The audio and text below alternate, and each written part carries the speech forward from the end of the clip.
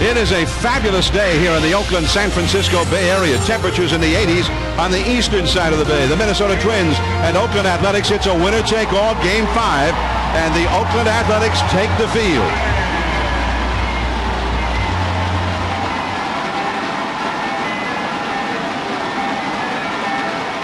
It is not a real big crowd. Lots of empty seats at the Coliseum, but they've got the noisemakers, the Thunder Thumpers in Oakland colors, and it's going to be a loud day here at the Coliseum.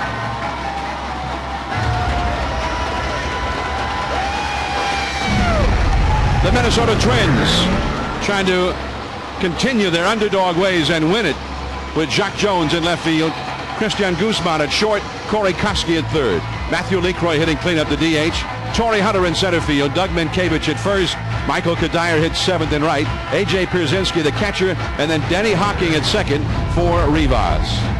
Hello everyone, I'm John Miller along with Joe Morgan. Weren't you in St. Louis just last night? Yeah. Man, you get around. And there's a lot of excitement here in Oakland. You're going to hear it right now. The Athletics have their left-hander, the 19-game winner, and they feel with Mark Mulder on the mound, the Twins who don't hit lefties well, that they've set it up nicely to win this one. On the other hand, there's one little rub. He is working on 3 days of rest, which he has never done. Well, John, remember one thing. Percentages hold up over the course of a season. But for one game, one at bat, throw the percentages out the window. Sure, the Twins had trouble with left-handed pitchers. But Mulder is not the Mulder they saw the second game of the series. Remember this. He started Game 5 last year. So this is not new for him. But I don't expect the Twins to go away easily. Brad Rasky pitched great in Game 2. I think he'll pitch great again tonight. I think we're looking for a great ball game today. And there's Radke. He got a win here on Tuesday, and he's the guy the Twins want on the mound, the veteran. And here's Mulder, and he's the guy the A's want on the mound, going on 3 days of rest. Now, Tim Hudson went on 3 days of rest yesterday at the Metrodome, and it did not turn out well for the Athletics. So we'll see with Mulder. He's got a wide variety of pitches, and when he's got at least some of them working, he's one of the toughest to hit in the league. And John, his first pitch, fastball, is a called strike to Jacques Jones. I want to correct something. I said Brad Radke started Game 2. Actually, he started Game 1 when the Twins had so many problems defensively. And that's a foul, strike 2.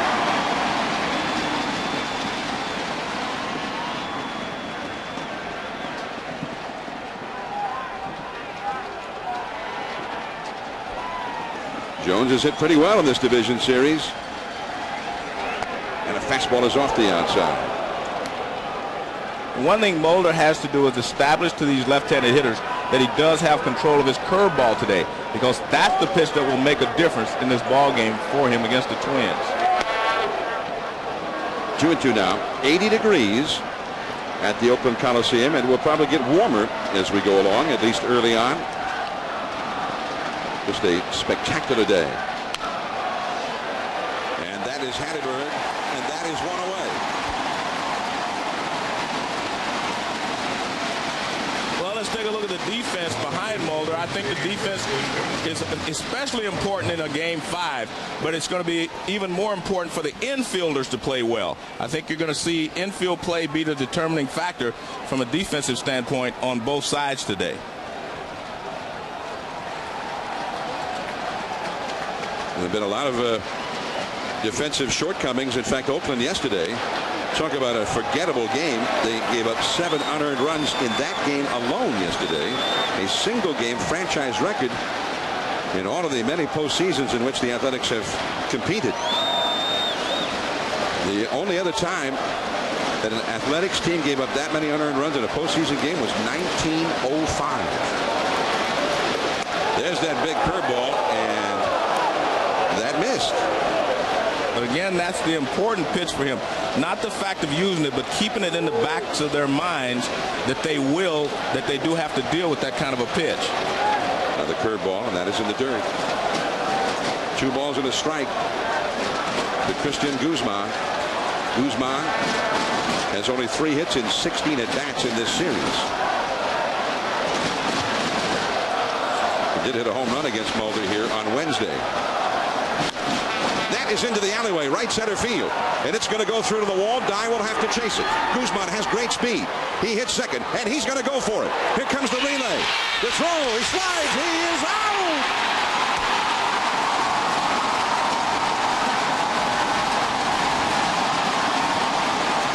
Mark Ellis took the relay from Dye and had it waiting at third in the glove of Chavez. I'm not going to criticize Guzman for this play because you want to be aggressive, especially on the road. But it appeared to me that any kind of a relay was going to get him because he was just rounding second when Dye picks the ball up. He's just getting his second base. Dye gets it back in quickly. He actually overthrows him, but Ellis jumps up, makes a nice play, and throws to third, and you see he's clearly out. But you got to give him credit for hustling, and you don't want to be tight in the fifth game. You want to try to make things happen. Big curveball to Corey Koski, and that is in there for a strike. Shades of Game 5, the deciding game of the 1974 World Series here at the Coliseum. Reggie Jackson to Dick Green to Sal Bando, and Billy Buckner going for the extra base was gone. And that's right to Dye, hit hard by Koski. So the Minnesota Twins are quickly retired. One hit, nobody left. And the Athletics are coming up.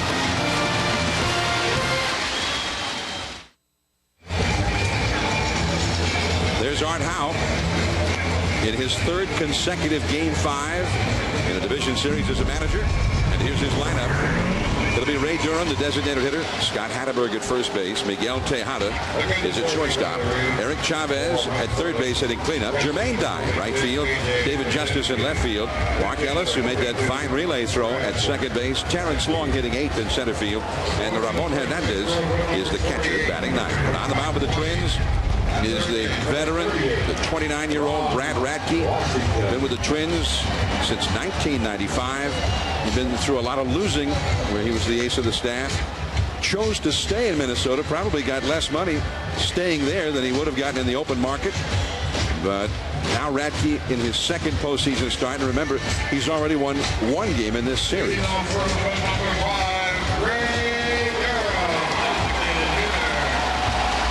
Ray Durham.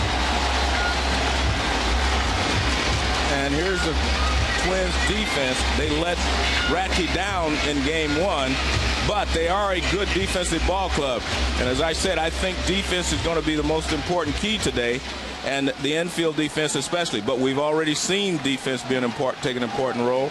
We saw Dye to Ellis to Chavez cut down a runner, and that's what you have to do on today's game. You have to make the plays. And that's a called strike on the outside to Ray Durham, hitting .250 with one home run and 3 doubles. What he hasn't hit in this series yet is a single. Up and in, 1 ball, 1 strike. We're talking about Art Howe managing for the third consecutive year in a Game 5. You and Art Howe played together in a Game 5 in a league championship series with Houston 22 years ago. I wish you wouldn't remind me of that, but yes, we did. Art was a teammate of mine. And great teammate. There's a bunt, but it goes foul. Pierzynski pouncing on it. And so the count. 1 ball and 2 strikes to Durham. Well, I bring it up because it was one of the great league championship series back in the days when they were a best of 5. The Phillies and the Astros. I mean, it seemed like every game was tense, tight, extra innings, leads changing hands in the late innings. And your Astros ultimately fell to the Phillies. Up the middle. Here comes Hocking, but no throw, and it wouldn't have mattered with Durham's speed.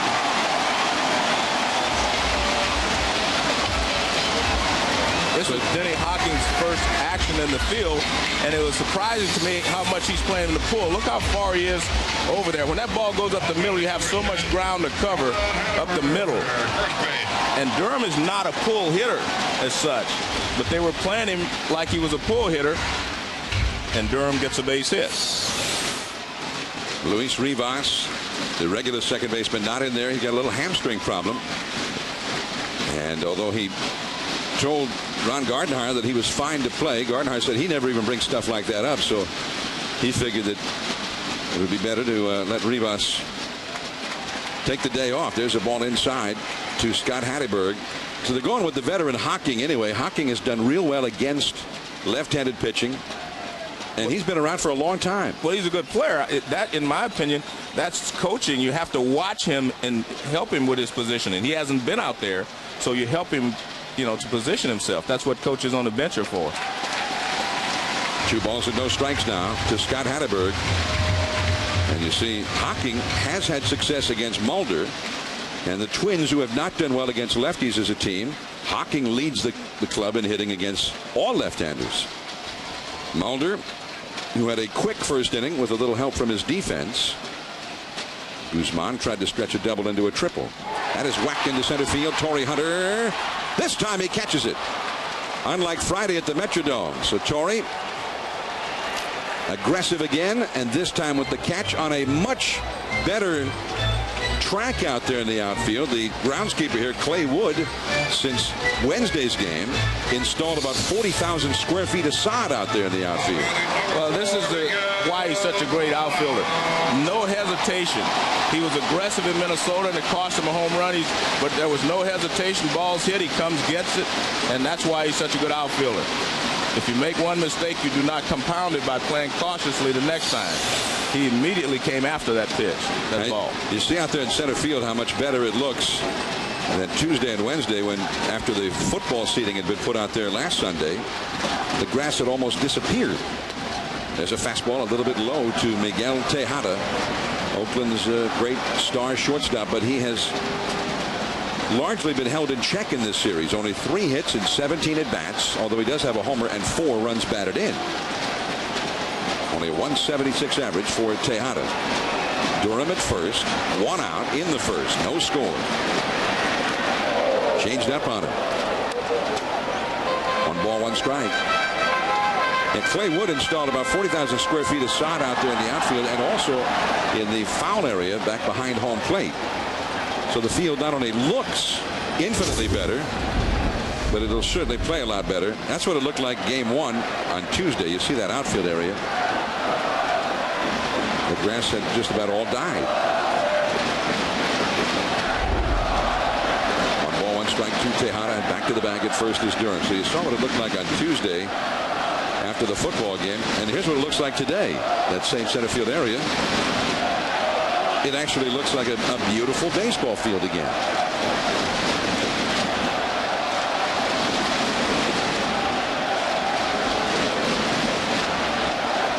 A ball and a strike. Tejada fouls it off to the left. 1 ball, 2 strike. Now when sod is installed like that, Joe, are there places where it might not have taken hold yet, that footing could get treacherous a little bit later on? Well, when you put in new sodding, of course, you're not sure exactly where the soft spots are. When you water it, some spots may hold water more than others. It looks better. I think it's more for aesthetics than anything else, because it's still going to be fast out there. Maybe not as fast as it was opening of this series, but it's still going to be fast. Foul back to the screen on a fastball.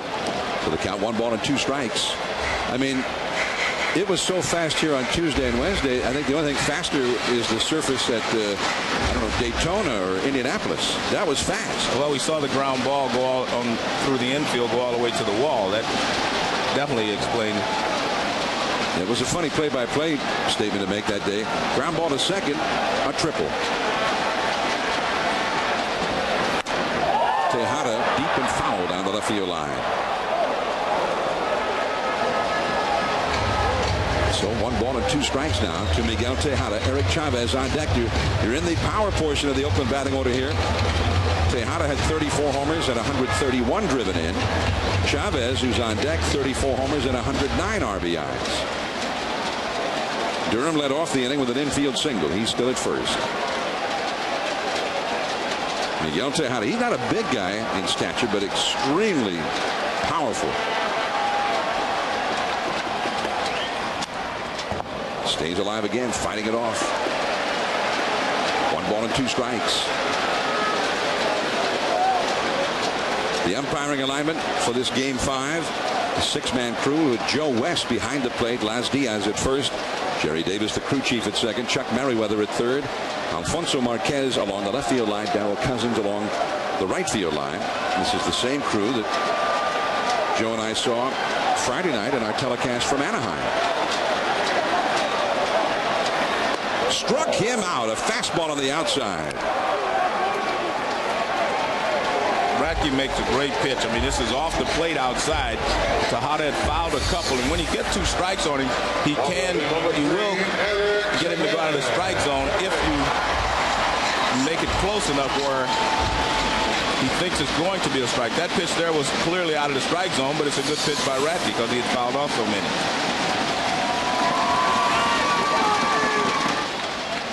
So Tejada now 3 for 18 in this series with 6 strikeouts. Here is Chavez.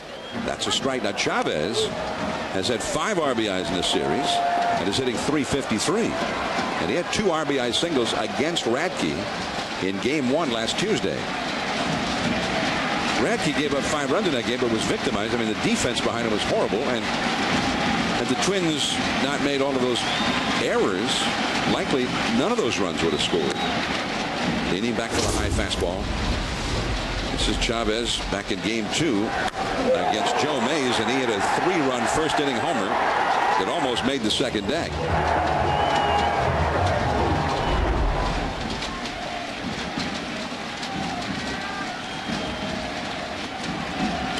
Eric Chavez, big and strong. There goes Durham. Swing and a miss. Krasinski's throw is late and offline anyway. And the Athletics with their first steal attempt of this series. And to be honest with you, that's almost a joke when you have guys who can run and you do not use them at all. I mean, Ray Durham, one of the best, base stealers in baseball, and you take that away from him. You see, he got a great jump. No chance for Krasinski. Watch, the throws are not even close. And I mean, if a guy can steal a base like that, it's unconscionable to me that you don't let it happen more often. So now base hit can mean a run. Durham, who is a weapon in that way. That one down the right field line. Off into the corner goes Kadire. He is there and makes the catch as he slams into the wall. He caught the ball just on the fair side of the line and then hit the wall just on the foul side, and he held on to it. The inning is over. Well, he got jammed on this, so he didn't get enough of it to get it out of here. No score. All right, Jeff Brinkley making a prediction on that Giants game tonight with the Braves just across the bay from here at Pacific Bell Park, 7:30 Eastern, 4:30 Pacific, and will be televised on the Fox network. Right now we've got a game 5 here. The Giants trying to get to a game 5 with Livan Hernandez over against Tom Glavine, who's going on short rest. Mark Mulder facing Matthew LeCroy. LeCroy, who has had 2 hits in 6 at-bats in this series. Big chop. Now, he's not a real fast runner, but this is going to be a tough play. Tejada with Mulder coming after him and also looking up into the bright blue sky and that harsh sunshine. Base hit. Well, he chops it right off home plate. And I mean, when the ball goes this high, it's almost impossible for anyone to make the play unless it's on AstroTurf. Because watch, it just stays down once it hits the ground, and Mulder was in the line of fire there for Tejada anyway. So Tejada probably did the wise thing, trying to keep himself and Mulder from both getting injured. Right. Chasing a high chop that probably they had no play on anyway. Here's Torrey Hunter. That fastball just missing on the inside.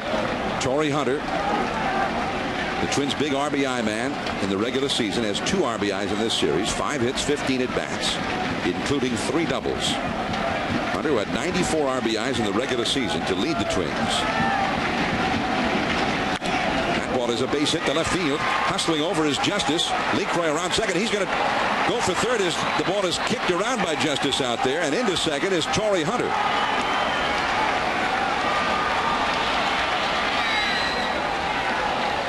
Runners at second and third with nobody out. Well, Torrey Hunter gets the ball pretty much where he wants it, up and out over the plate, and he hits a bullet down the line. This was going to be a double for him anyway, but I'm not sure what LeCroy was going to do. Long run for Justice to get there, but once he gets there, he's not able to come up with it cleanly. and LeCroy goes in third base. But like I say, it was going to be a double for Torrey Hunter anyway. Well, it looked to me like LeCroy, as he came around second, was intending to go to third. But just as deep as he was. We'll see how the scorer looks at it. Here's Minkiewicz. And Mark Mulder is in a jam here.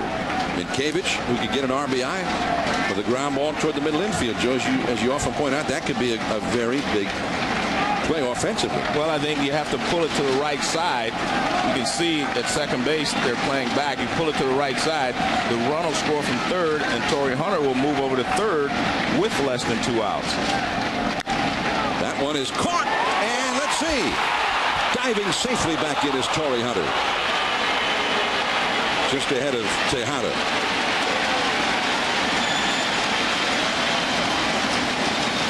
Minkiewicz hits one hard, but right at the shortstop. But also it was not a ball that he pulled to the right side. No, this is a line drive, and it's hit behind Torrey Hunter, so he starts to move, and then quick reaction gets him back in time. You see, Tejada's only chance is to try to dive and get there because Ellis couldn't get there quick enough. So Minkiewicz could not get that runner home from third. Now Kadire is going to be walked intentionally with another lefty coming up next in A.J. Pierzynski. There's Pierzynski. Pierzynski swung the bat really well in this series, and I think this is more of just trying to get out of this inning without any run scoring. You give yourself a chance to get a ground ball double play. Pierzynski, who was 1 for 6 in the regular season against Mulder and 0 for 2 against him the other day. So the Athletics, by getting Minkiewicz out without anybody scoring, now have a scenario to get out of this inning with nobody scoring after the Twins had runners at second and third and nobody out. So somebody patting Minkiewicz in the back there.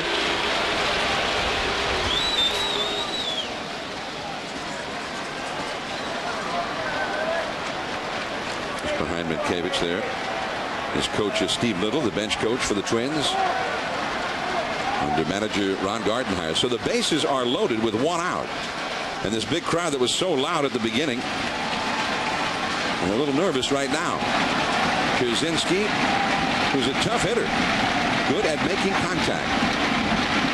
Fastball to the inside, called a strike. Pierzynski had 4 hits in game 1 on Tuesday, and has gone 2 for 8 since then. Tejada at short, Ellis at second, double play death.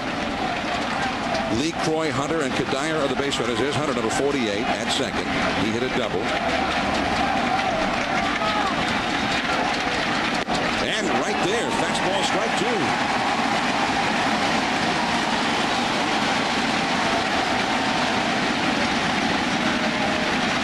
Because Mulder has such a good curveball, it's in the backs of the left-hand hitter's minds that he's going to break one off any moment now, and that's one of the reasons you've seen Pierzynski take 2 strikes, especially after he took the first pitch fastball for a strike.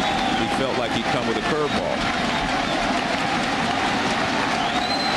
0-2, 3 men on. And that's a foul. Another fastball there. Well, once you've thrown him 2 fastballs, he's taken them.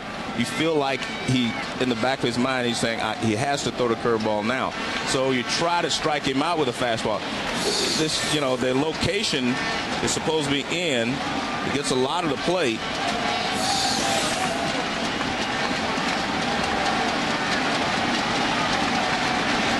Now Pierzynski, after making Mulder wait, back in the box. 3 men on, 1 man out. Mulder trying to wriggle off the hook. Ball is bounced foul again. I don't know if that was a cutter or what. It wasn't a curveball. It looked like it could have been a little cutter, like he was trying to start it inside and let it get the inside corner. Still 0-2 to A.J. Pierzynski. Pierzynski is awfully tough to strike out. You've got LeCroy at third, Hunter at second, Kadire at first. Pierzynski had a couple of games earlier this year where he had 13 pitch at bats consecutive days. Fouled off 20 pitches in those 2 at-bats. Fouls off another one here, down off his foot this time. Well, it's kind of like a game of chess. You think that he's going to throw you a curveball, so he doesn't. He keeps coming with the fastballs. And Przinsky's doing a good job of fouling them off. Pretty tough pitches. They're all both on the inside part of the plate or off the inside corner. But he still has not seen that curveball that can break down and away. Everything has been inside, so he hasn't set up for the curveball anytime he wants to throw it. 0-2. Fastball off the outside. 1-2. He seems to staying away from that curveball. Well, he was trying to go, he fired him up inside a couple of times, so he figured, well, the outside is open. So he tried to hit the outside corner, and that was worth a shot. But if he doesn't throw the curveball here, then he's not going to have an opportunity to throw it. Hocking, a switch hitter on deck. And a bloop. Tejada hurries out, makes the catch. Nice play by Tejada. That was not an easy play.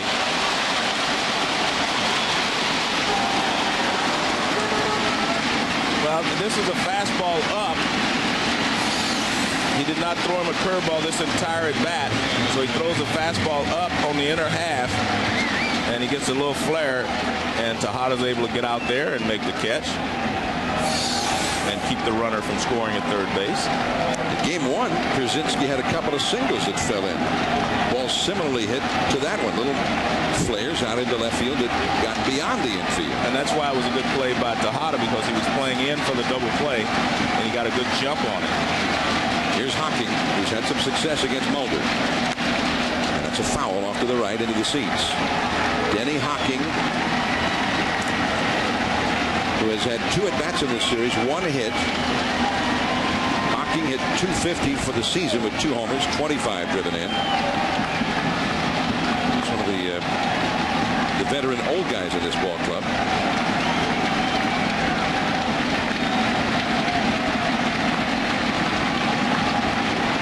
Well, one good thing if you're Mulder is that you've thrown strikes on the first pitch with the bases loaded, because the pressure starts to mount. If you miss with the first pitch, the hitter can sit on pitches and decide what he wants to swing at.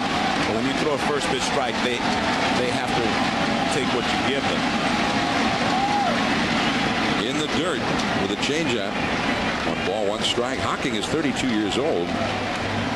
Grew up in Southern California, and he's been playing for the Twins. He got his first look with the Twins all the way back in 1993. Played first base, second base, third base, shortstop, and all around the outfield.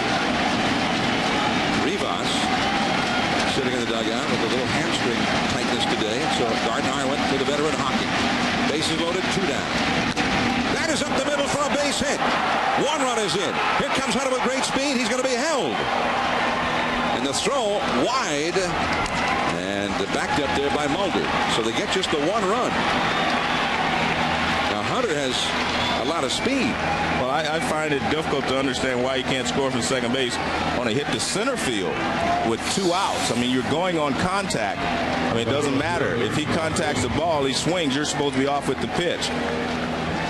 I mean, I'm shocked that they couldn't score on a base hit to center field. Center field's the longest throw from the outfield that you have on a routine single.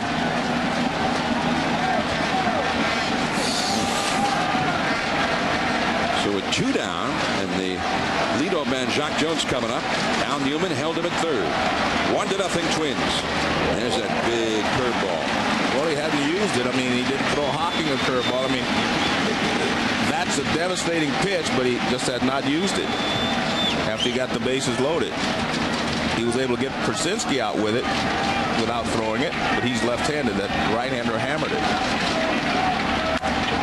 That's a broken back. A check swing and a pitch way up out of the strike zone. And Jacques Jones had the ball hit off the bat. He has to get a new piece of wood.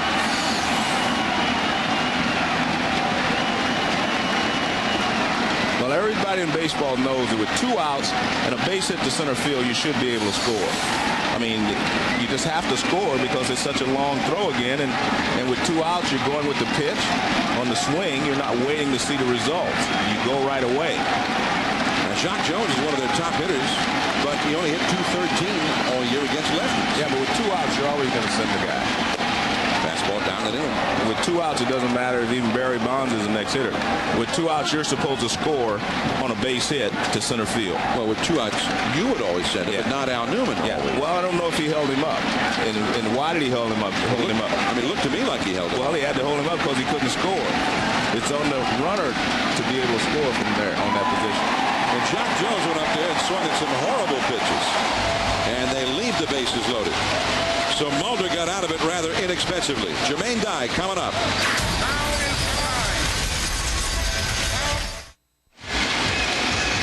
The Twins won, the Athletics nothing. Last of the second from the Network Associates Coliseum. The big combination football, baseball stadium alongside the basketball hockey arena here. It used to be the Oakland Alameda County Coliseum Complex. The Athletics only down by a run.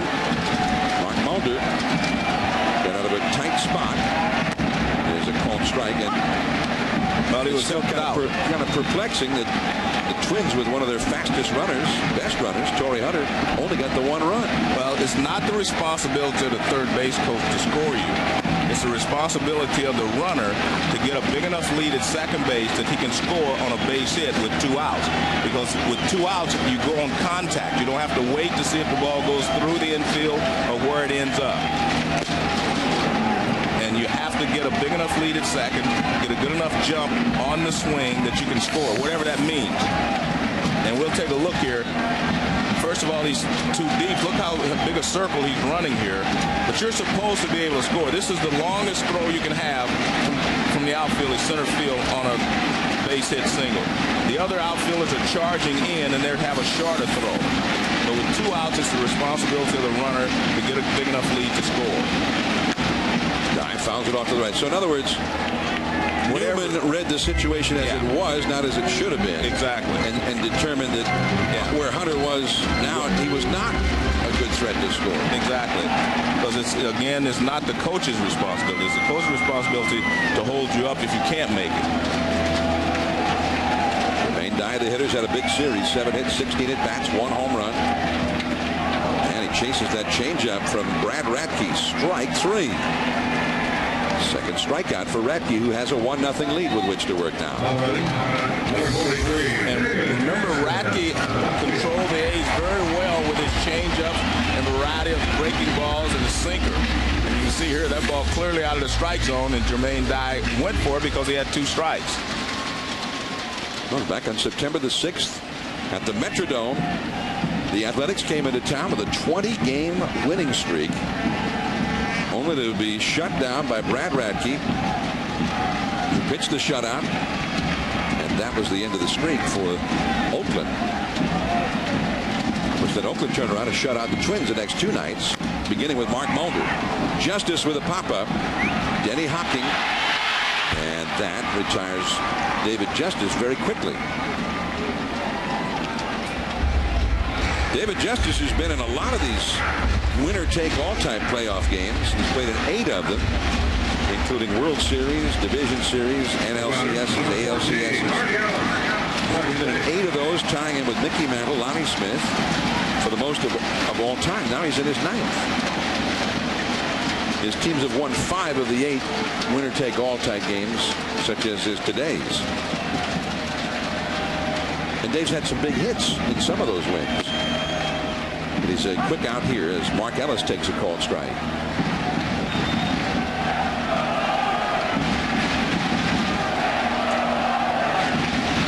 Well, the speed of the base paths, the aggressiveness, that's supposed to be the Twins' stock in trade, especially against the more powerful A's in this series. Well, it's kind of ironic because in Game 1, they did not score a runner from second base on a blue pit down the left field line, and the Twins were upset, especially Torrey Hunter.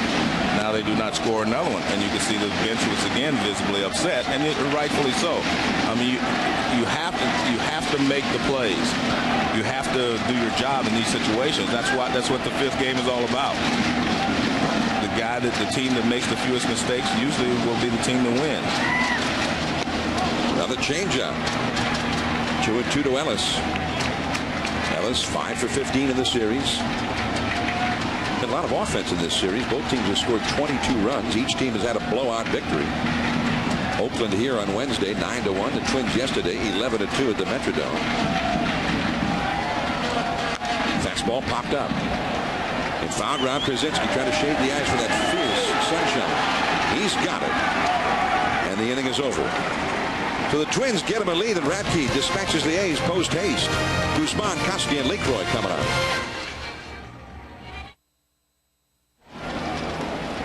Minnesota Twins 1, the Oakland Athletics none. Top of the third inning. Twins perhaps feeling like it should be 2-0. And 2-0 is a big difference from 1-0 because every swing of the bat you can tie the ball game. The A's can look at themselves right now and say we're not going to lose this game 1-0. Christian Guzman. And the sharp curveball from Mulder in the dirt. 1 ball and no strikes. Guzman, who hit 20 triples 2 years ago.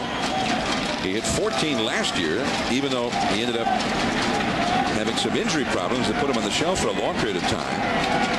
But only 6 triples this year. Fastball outside.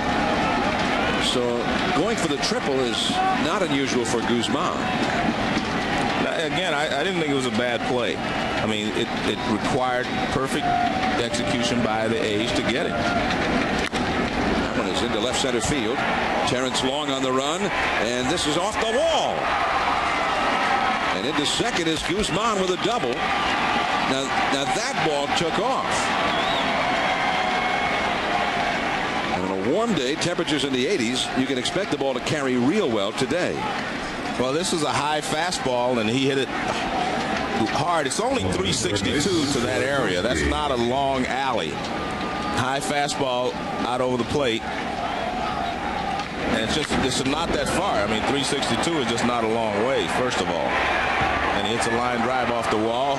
Long plays it perfectly, but no chance to get Guzman before he gets into second base. Guzman, he's just got a lot of speed, and he ran hard. So he's at second. Now Corey Koski, who lined out to right his first time. Well, Mulder is not displaying that air of invincibility that he displayed on Wednesday in his first start in this series. True. Working on 3 days of rest for the first time as a big leaguer. Koski looking to pull the ball. He pulled that one, but foul. He gave up 5 hits in 6 innings in his first outing on Wednesday. He's given up 5 hits already in 2+ innings today. Well, he has not used his curveball very often in this ballgame. I think 2 things happen when you throw your curveball. It starts up high and it breaks down. That makes your high fastball more effective as well. You can get them to chase that pitch up there. That curveball. That's what you're talking about. Well, every time he's thrown it, he's had good success with it, but he just has not used it a lot. Well, the key to a good breaking ball is starts in the strike zone and tries to break down and out. That one got a lot of the plate, but it's still a great breaking pitch because it started inside against a left-handed hitter. See his game 1 numbers. Only 90 pitches thrown in that one. Fastball down and away. 1 ball and 2 strikes. Now the history in the last 3 years of pitchers in postseason play going on short rest is not good for the pitcher. 23 times it's occurred with 3 days or fewer rest, or fewer days of rest. And those pitchers have a combined record of 2 wins and 12 losses and a 7.14 ERA, including Jared Washburn's win yesterday. 3 days of rest. It was a hard breaking ball, check swing, and no swing since third base umpire Chuck Merriweather on the appeal. Catcher Ramon Hernandez not happy.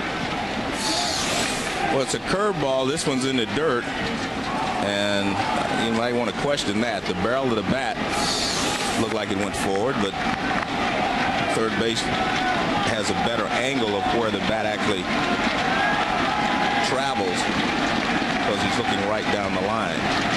Koski trying to get Guzman over, and he strikes him out.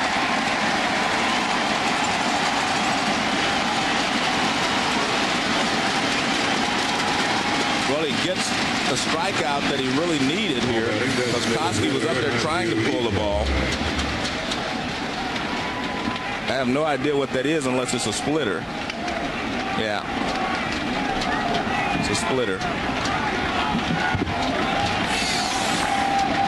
So Mulder, who has so many weapons. There's the curveball, then the splitter, the good effect there. The Twins have not done well in their situational hitting so far. Here is LeCroy. He got an infield hit his first time, pounding one down off of home plate, and that started a rally in the second inning. He ended up scoring the only run they got out of it. Twins lead 1-0 in the third. Guzman at second. LeCroy, who's had some success with Mulder in this series. He's 3 for 4 against Mulder in this series.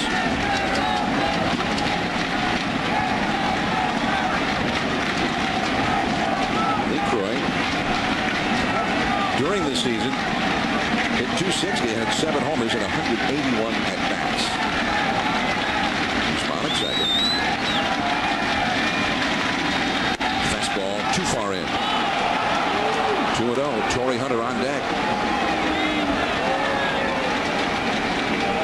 We're talking about pitchers on short rest and how poorly they've done the last 3 years.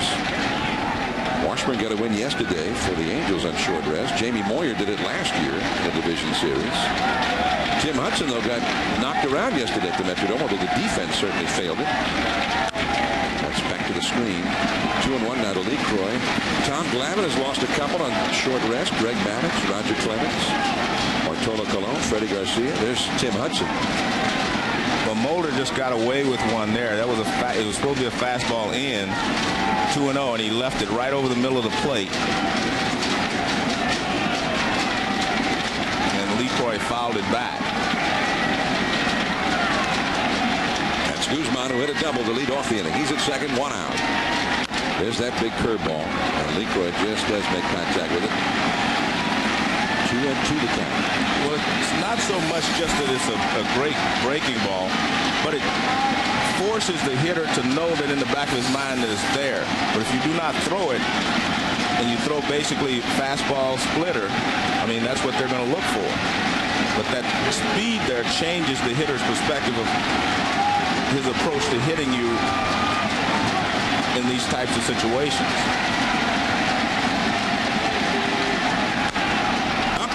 Base hit. And here we go again. This time, Guzman will score without a throw.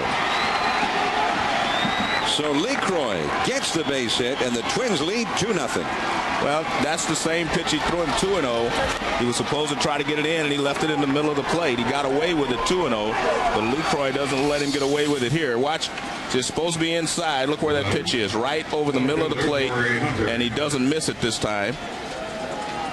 Now, Guzman, well, he takes a shorter route, first of all, but, I mean, again, you're just supposed to be able to score from second base on a single or center field. It's just such a long throw, and it takes a long time for the ball to get to the outfielder. And we're talking about real fast runners. Right. Guzman's got a lot of speed. Torrey Hunter's got a lot of speed. And it wasn't even 2 outs there, and he didn't even, you have to wait till the ball goes through the infield. It looked to me, Joe, also like to begin with, he had a much bigger lead than did Torrey Hunter. I agree. And plus, he was closer to the baseline. Hunter ran farther than Guzman did. He was out of the baseline over toward the shortstop. Here is Torrey Hunter off the fists. Tejada, they get one there, and Ellis lost the ball, but in making the exchange, the out is recorded at second base. LeCroy called out Jerry Davis right there to make the immediate call that he dropped it in making the exchange from glove hand to bare hand.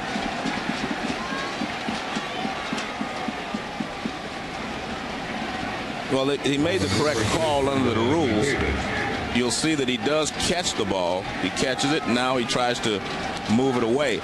I'm not so sure that I like that rule, even though, I played that position. I think you should still have to control the ball. Right. See, I mean, Twins are, they want everything, and I mean, rightfully so. I mean, if you're the A's in that situation, you'd be asking for the same call. Now Minkevich, well, it puts a lot of heat on the umpire. Right. I mean, generally speaking, if the guy just makes a move toward the glove with his hand and it falls out, then they say it's in the exchange. It'd be a little simpler call if the rule was you just have to hold it. Well, I think you have to control the ball. At least take it out of the glove. Big curveball misses to Minkevich. Minkevich lined one to short his first time. The process now says you can be starting to take it out of the glove. I mean, I'm not sure he ever controlled that ball. I mean, right there, it was like, where was it? Yeah, I mean, looked like he just missed it. Yeah, I mean, did he ever control it? But he went through with that throwing motion as if maybe just for the benefit of the umpire. Hatteberg gets the unassisted put out on Minkevich, but the Twins add another run. They put 2 runs on 6 hits on the board against Mulder. Oakland is trailing. The Minnesota Twins 2, the Athletics nothing. Last of the third in Oakland. In order for you to catch the ball hasn't changed direction. There's no direction change. Look at that ball go straight through. He never caught the ball. He never controlled the ball. It hits off the heel of his glove and continues on through. If it goes the other way, it means that you caught the ball and you were taking it out. He was never taking the ball out of his glove. And there again, that's why I say I don't like that rule. But you can always act like you're attempting to take it out of your glove. I mean, it's a tough, he did. Tough call for the umpire. And Ellis, I think, showed that he's a real heads-up guy, though. Continuing through at the deep. Well, you always make the throw at second base. I mean, I don't care if you don't have the ball or not. You always act like you're throwing it, and you make it the call. But he didn't act like he was throwing it until after he leaped over the top of the runner. Now watch, the ball doesn't change direction. See that? Now watch, it comes out there. When did he ever control the ball? Now you have to be taking it out of your glove. He wasn't attempting to take that ball out of his glove. Now look when he actually pretends like he's throwing it. Right. I mean, that wasn't any kind of a continuation. No. Like he had started the throw and was continuing it. That was, he knew that he'd missed that ball. And anyway, it worked. He's a smart guy. Terrence Long. This is Guzman. And Long hustling up the line, but he is out. 1 away. Fans, beginning October 19th, it'll be 13 nights of creepy movies. Scariest places on Earth. Dares. And the extreme illusions of Chris Angel, Mind Freak. 13 Nights of Halloween begins October 19th on ABC Family. Number 55, Ramon Hernandez, catcher. Now Ramon Hernandez, the Oakland catcher, comes up. Well, it's not often that you do a national telecast of a playoff game, and you might say to the people who live in the area, hey, if you're somewhere nearby, come on over. Plenty of good seats available. I mean, there are no more fans here today than we had here for games 1 and 2 on Tuesday and Wednesday. And the thought was then, well, weekday 1 o'clock games, tough to get the people out. Well, it's a Sunday now, and it's an incredible weather day. Temperatures in the 80s. And acres of empty seats at the Coliseum. I mean, we have no more than 30 to 35,000 somewhere in there at this ball game. And they don't come bigger than this. At Game 5, the winner moves on to take on the red-hot Anaheim Angels. Ramon Hernandez just off the outside. I mean, I guess maybe the Minnesota Twins are just not a good draw here, even in a Game 5 of the postseason. Art Howe not worried about it. That's a foul out of play.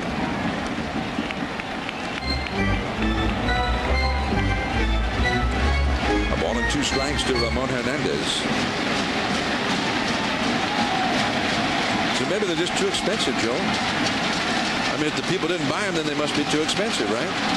Well, I mean, I've heard those thoughts expressed, but I don't know if that's the complete reason. Fastball swung on and missed by Hernandez. So Radke with his 3rd strikeout. And Radke's doing exactly what he did in Game 1. He's controlling the A's with his variety of pitches. Every once in a while, they'll look for the changeup or the slider, and he throws the fastball by them. And I think he's been very smart today. He has not allowed them to hit any pop-ups toward the pitcher's mound. 37 pitches thrown, and more than 3 out of every 4 have been in the strike zone. This ball 1 to Ray Durham. That is only the 3rd time to the first 10 hitters of this game that he has not started them with a strike. Occasion thought it was a strike. Durham into center field deep. Going back is Hunter. Still going back. This ball is gone. A home run. And just like that, the Athletics have a run on the board.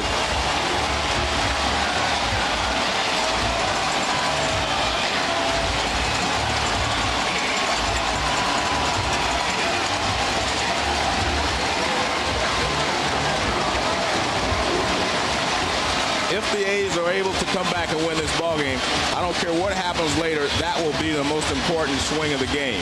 With 2 outs, no one on, they're about to go down again in order, and Ray Durham cuts the lead in half. And now Radke knows that he can be hurt. See, until you score against a pitcher, he doesn't think that you can score on him. Not a good pitch from Radke, one of the very few that he has not thrown where he wanted. But until you score on the pitcher, he thinks that he's not vulnerable out there. Now he knows that they can score on him. That makes a big difference in the ballgame. Curveball for a ball to Scott Hatteberg. That is grabbed by Minkiewicz. What a play for the out at first with Radke covering. But the Athletics, who could have been behind by 2 or 3 more runs here, on one swing of Durham's bat, have cut the lead in half. It is 2-1. Ray Durham, the veteran, with his 2nd home run of this series. 2-1 Minnesota now as we head to the 4th inning. The last third of the Minnesota order coming up with Kadire. Followed by Pierzynski and then Hocking, the 7, 8, 9 spots in the order. Mulder is off the outside again, 2-0. But you see something, I see a change in Mulder this inning. Now he's throwing the fastball away. 2-0 count. Which is the way he should have been pitching to some of the hitters earlier. The A's philosophy on pitching, hard in, soft away. That's basically the way they pitch. And that's okay if you have your best fastball and everything is working.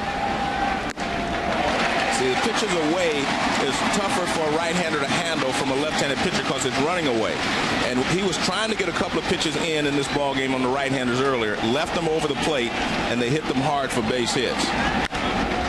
Up the middle, and that's a base hit for Kadire. Threw him a curveball and didn't really have that big break on it. It looked like more of a change. It was a curve. It definitely didn't look like his normal curveball. Well, it was curveball speed anyway. Yeah. 76 miles an hour. See the pitch again. That's not a curveball. That's a changeup. It didn't look like a curveball. I didn't think it was a curveball. So that's a changeup. All right. Kadire was right on it. But I like the fact that he threw his fastball away because the Twins know the philosophy of the A's too. They know that they like to pitch inside. And if you can get the ball in there, okay. But if you're not, they're sitting inside and they're hammering it. Back to the bag at first is Kadire. 7 hits for the Twins now. In the 2nd and 3rd innings, they put 6 men on the bases, but only got 2 of them home. We'll see how they're playing it here for Pierzynski, who popped out to short his first time. That was with the bases loaded and 1 out in the 2nd. Hatteberg to Tejada for 1. Nice play. He holds on to it. That's a nice play because he had to throw on the run and make sure he gave Tejada a good throw. And as I said earlier, infield play is going to be big in this ball game. You know, if you don't make any mistakes, obviously you're going to help your ball club. And so far we've seen good infield play by both teams. Now watch this play from Hatteberg. Now, this may seem like an easy play, but look, he's still running. He's on the run. I mean, this is like a quarterback trying to hit a guy on the run. Look at that throw. Perfect throw to second base. So, and it wasn't an easy play. Not Denny Hocking, who knocked in the first Minnesota run. He got the clutch 2-out hit back in the 2nd inning. Starting in place of Rivas today. Back to the bag at first is Pierzynski. 2-1 Minnesota in the 4th. Now, by the way, you mentioned quarterbacks. Talking about the crowd here in Oakland. And remember, there's a game at Pacific Ballpark later today, just across the bay. About 43,000 fans there. And also across the bay at Candlestick Park. There's a 49ers football game. And then what 67,000 at that game. So there are a lot of big-time events going on here in the Bay Area, drawing a lot of fans all at the same time. But I agree with you. This is the only big game in town. This is the only one to decide something for sure. Well, the Braves are hoping to decide something over at Pac Bell. But that's not a sure thing. This is a sure thing. Someone here will go on to the next level today. Well, that's Pacific Bell Park. There's McCovey Cove right behind the big wall out there. And they'll be playing in about 2 hours and 40 minutes over there. Also, the Beta Breakers race is going on today. First time in years you haven't run in that. And back to the bag is Pierzynski at first. I mean, thousands of people running that Beta Breakers race. And over there somewhere, Joe, maybe even in the clubhouse, even as we speak at Pac Bell Park, maybe listening to us right now. Is there any advice you want to give to Tom Glavine or Livan Hernandez? Not my game. They don't need any advice anyway. They've been there many times before. That's a base hit down the line by Hocking into the corner. Pierzynski digging for third as Justice returns it to the infield. A stand-up double for Denny Hocking. And the Twins now have 8 hits against Mulder, and their best guy against lefties this year has been Hocking, and he is 2 for 2. And they're hitting the ball hard. I think that's the key that you have to look at if you're Art Howe. Not the fact that they have 8 hits, but how are they swinging the bats? And they are swinging the bats well. Again, it's supposed to be a fastball in. I mean, I don't know why they continue to try to hammer these hitters, right-handed hitters in when he hasn't had any success doing so. He hasn't gotten one hitter out trying to bust them inside. Like I said, you pitch inside if you have your good stuff. He does not have his good stuff, obviously, because he can't close a hitter out inside. Twins bring the infield, or the Athletics bring the infield in on the left side, and halfway in on the right side. Ellis, the second baseman, is not all the way in as Jacques Jones tries to deliver a run here. This is a dangerous call here to play the infield in this early in the ball game. It's the 4th inning, and you're only 1 run down.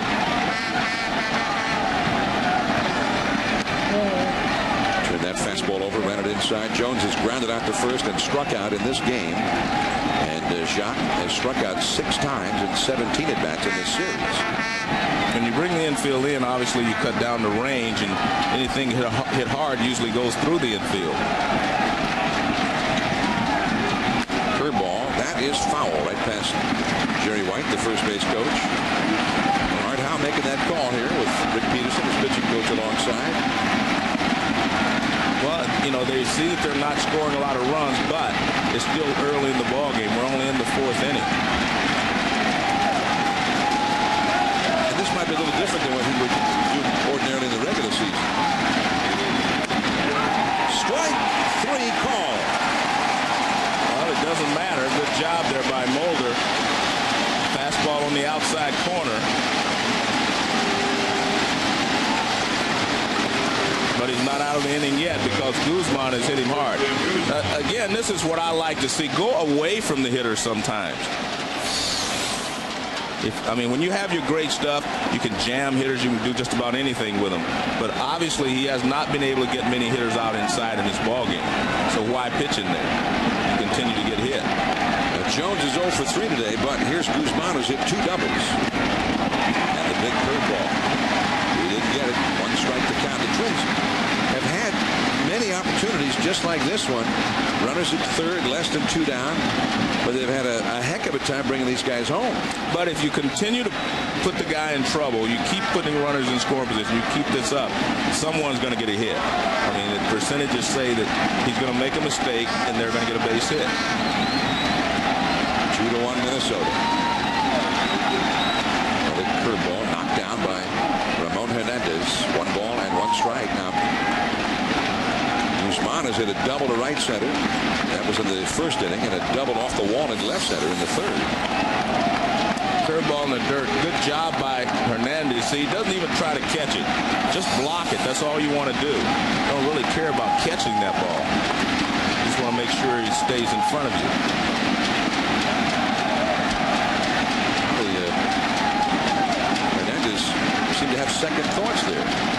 started his stretch, and then Hernandez waved it all off.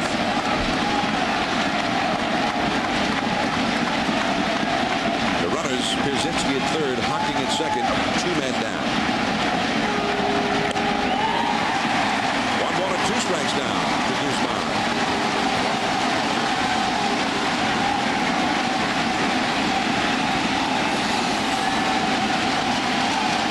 Looks like a little cutter down and in, or a splitter with something hard down and in. Good pitch. So Guzman has had 2 swings and misses in this at bat. So Mulder trying to get out of a jam again. This will be his 70th pitch of the day. Runners at second and third. Jermaine dive. And the inning is over.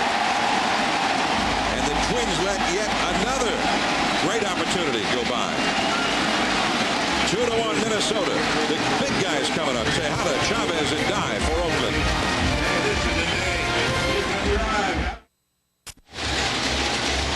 Minnesota 2, Oakland 1. Last of the 4th inning, and the view from up above the Coliseum today provided by the Saturn Light Ship. Saturn and its retailers hope you're enjoying the American League Division Series, the Athletics, and the Twins Game 5. Ray Durham got the A's a run in the third just before he hit his home run. Rick Anderson, the pitching coach for the Twins, sitting in the dugout. He's wearing a microphone. Here's what he said. I like seeing him up with 2 outs and nobody on, though. Didn't lead nothing in it.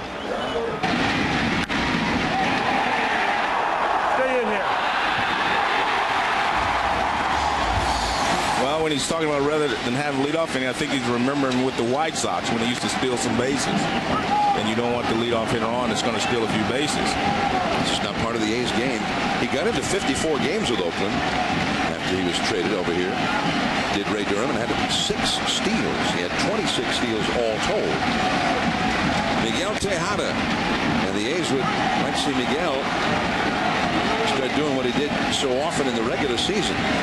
So far, the Twins have done a very strong job with him. Tejada 3 for 18 in this series. He struck out in his first at-bat today against that man, Brad Radke. 2-1 Minnesota. I mean, so far in this game, it's like the Twins have been up about 80% of the time. Right. I mean, they get men on base. Mulder's in the stretch. Big pitches over and over again.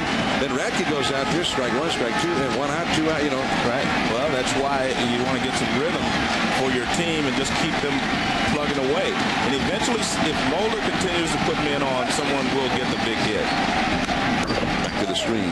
And remember, we talked about them having trouble, the Twins having trouble hitting left-handed pitching.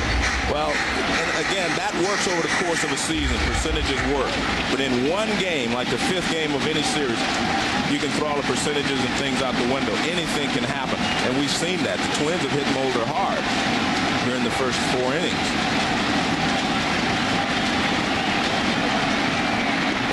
That's one of the rare Radke pitches out of the strike zone.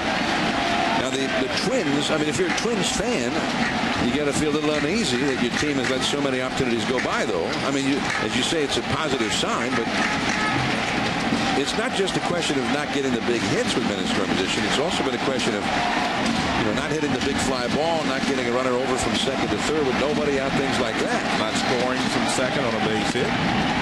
Tejada with a bloop. Hocking going out and makes the catch. He went one way and then had to spin back the other, looking up into that harsh glare of the sun.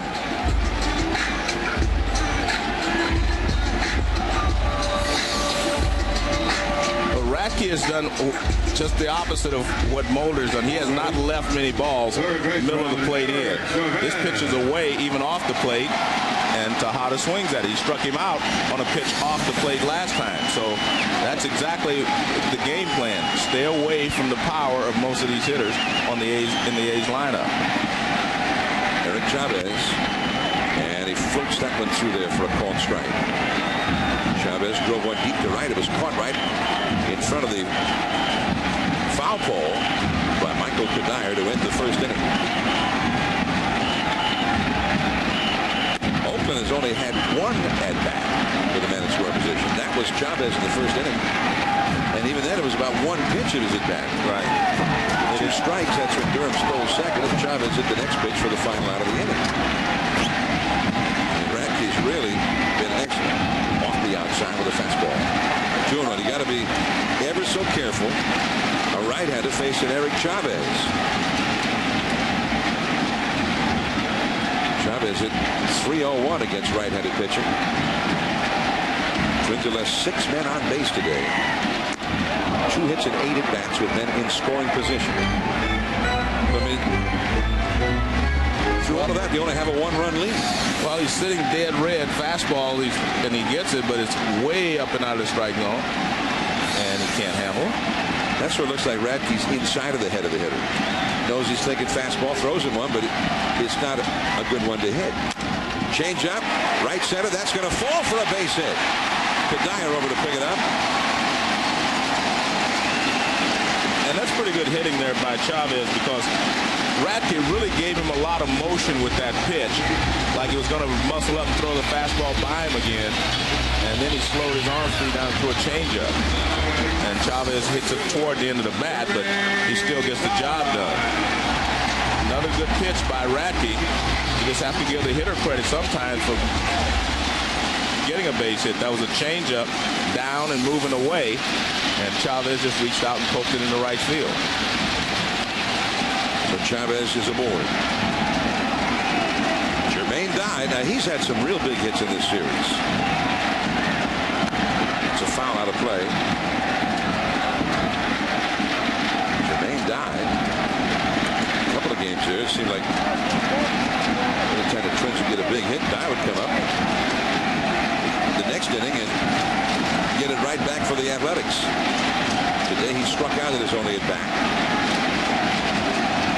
There's Bill Dye, Jermaine's dad, in the ballpark today. Wearing an Athletics hat. We got Athletics pins, Athletics t-shirt. And Radke down and away with a fastball. 1 ball, 1 strike.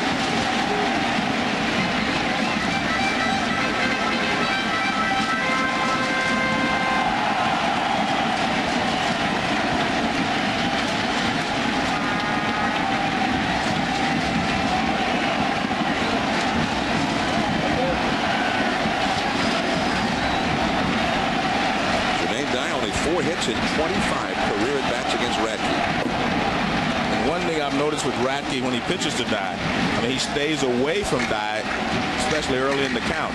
He may come off the plate inside after he's ahead, but everything is away. And there's another pitch away.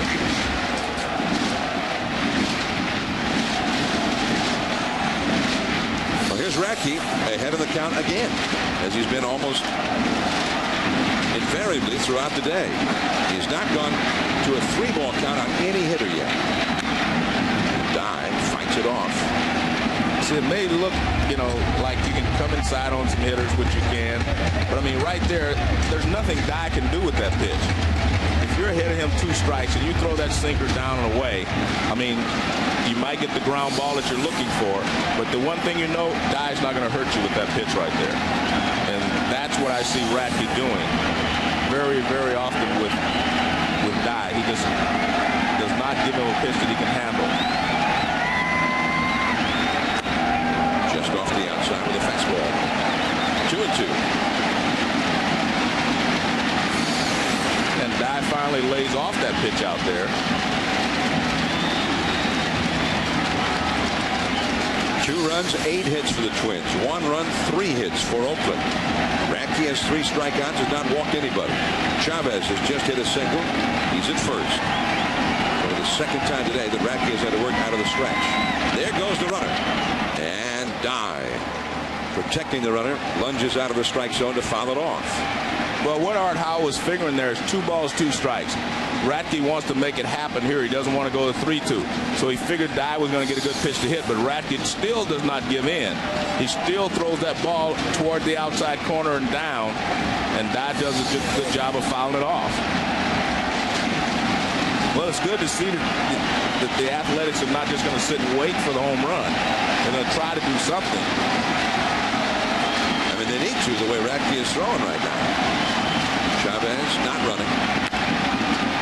To third. Koski. They get one and knock the other.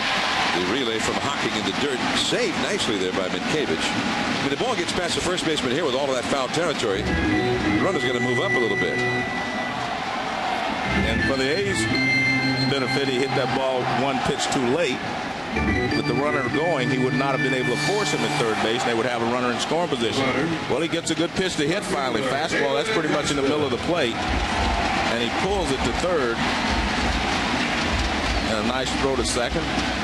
Hocking really didn't have a chance at first, but he tried to make the turn. Minkiewicz saved that one with his gut. A gut save and a beauty. So Dye is aboard now. Chavez having been forced out. Good hustle by Chavez to try to take out Hocking to make sure there was no double play. And Justice right back to Radke. We've seen very little of Justice at the plate today. 2 pitches and he is 0 for 2. He popped out his first time. Radke is dazzling the Athletics. Koski coming up. 2-1 Minnesota.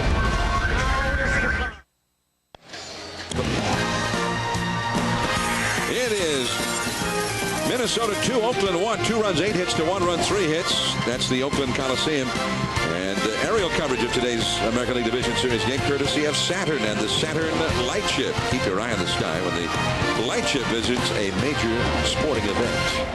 And we are very pleased to have them with us today. Mark Mulder with a big curveball in the dirt to Corey Koski. The numbers 3, 4, and 5 hitters coming up for the Minnesota Twins. Koski, the third place hitter, then Matthew LeCroy and Torrey Hunter. Koski has lined out to right and struck out in this game. High and foul off the left field line. It's a very warm day, especially for this area. Temperatures in the 80s at the Coliseum. Where's that fog coming in through the Golden Gate? And the crowd is rather quiet right now. They've been trying to create the excitement, create that din and whatnot, and to inspire the A's, but Brad Radke's not allowing a lot of it. No, I mean, the pitcher he's controlling the A's offensively. And it's funny because, you know, we're in Anaheim Friday night, and the Yankees scored 6 runs early, and the crowd in Anaheim was just sitting on their hands, but by the end of the ball game they were into it, and it's up to the team to get the fans excited. Do something. That was the loudest, most excited I've ever heard a crowd in Anaheim. I don't mean I've heard them loud and excited, but not just inning after inning. It was a very good game, first of all. And that is all for Koski. He is now 0 for 3 against Mulder. 4 strikeouts for Mulder. Well, he has handled Jones and Koski. There's a little splitter down, and it says he's got the strike zone. I'd have to question that. See a splitter and the bottom drops out of it. You're questioning K-zone? Yes. You're not going to sue us, there's a theoretical strike zone, there's a hitter strike zone, and there's an umpire strike zone, and there's a pitcher strike zone. So there are a lot of different strike zones. What about the batters? What about the broadcaster strike zone? I don't get into that. I'll leave that for you. LeCroy, that is a strike. I think he said it was in there, did Joe West.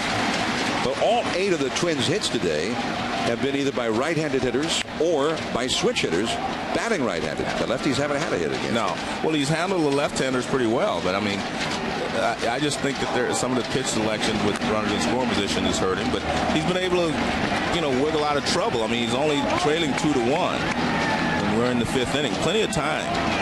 I mean, he's done a great job in limiting the damage. Right. I mean, they've had threats against him over and over and over again.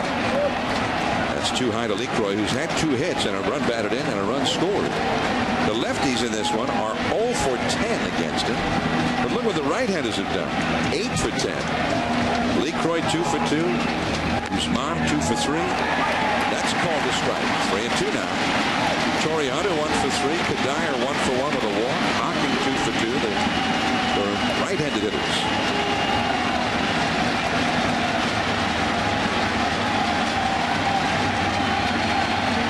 Struck him out. Another good splitter.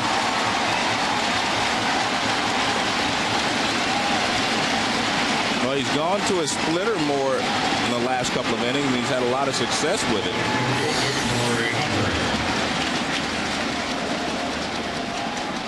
Drops right down out of the strike zone. What did you feel about K-Zone's interpretation of where that pitch was? Oh, I thought that was a strike. Yes, I thought it was a strike. All right. And it dropped out of the strike zone as it went past the strike zone. So you got pitcher strike zones, batter strike zone, umpire strike zones. That's all in theoretical strike zones. And then there's your strike zone. I'm calling yours the journalists. No, please. Please. 1 ball and no strikes to Torrey Hunter. One misses. We at 2-0. I'll accept analyst strike zone, not journalist strike zone. You're not a journalist? No. I'm an analyst. I mean, a journalist just reports a story. I know. And explains the story. But I'm that's an what analyst. you do. Well, that's what an analyst does as well. Torrey Hunter has doubled and hit into a force play. I went to school to be an analyst. I didn't go to be a journalist. 2-1, the Twins are leading. Torrey Hunter. Joe had a little analyzing of Torrey's base running back in the second inning. That is called a strike on the inside. 2-2. Torrey backing off from it. One of the few pitches that he has been able to get all the way in. See the target in? He gets that pitch up and in, and he gets the call. But the other pitches, when they've tried to go in, they've left him over the plate. There's a splitter in the dirt. 3-2 now. Well, he has not had an inning. Mulder has not had an inning where the Twins have not had anybody on base. I mean, he's been needing an inning like this. Let's see if he can get it. 2 out, nobody out. 3-2 the count. Struck him out. He strikes out the side. His first perfect inning, and it came against 3 of the Twins' biggest hitters. 2-1 Minnesota. Ellis coming up.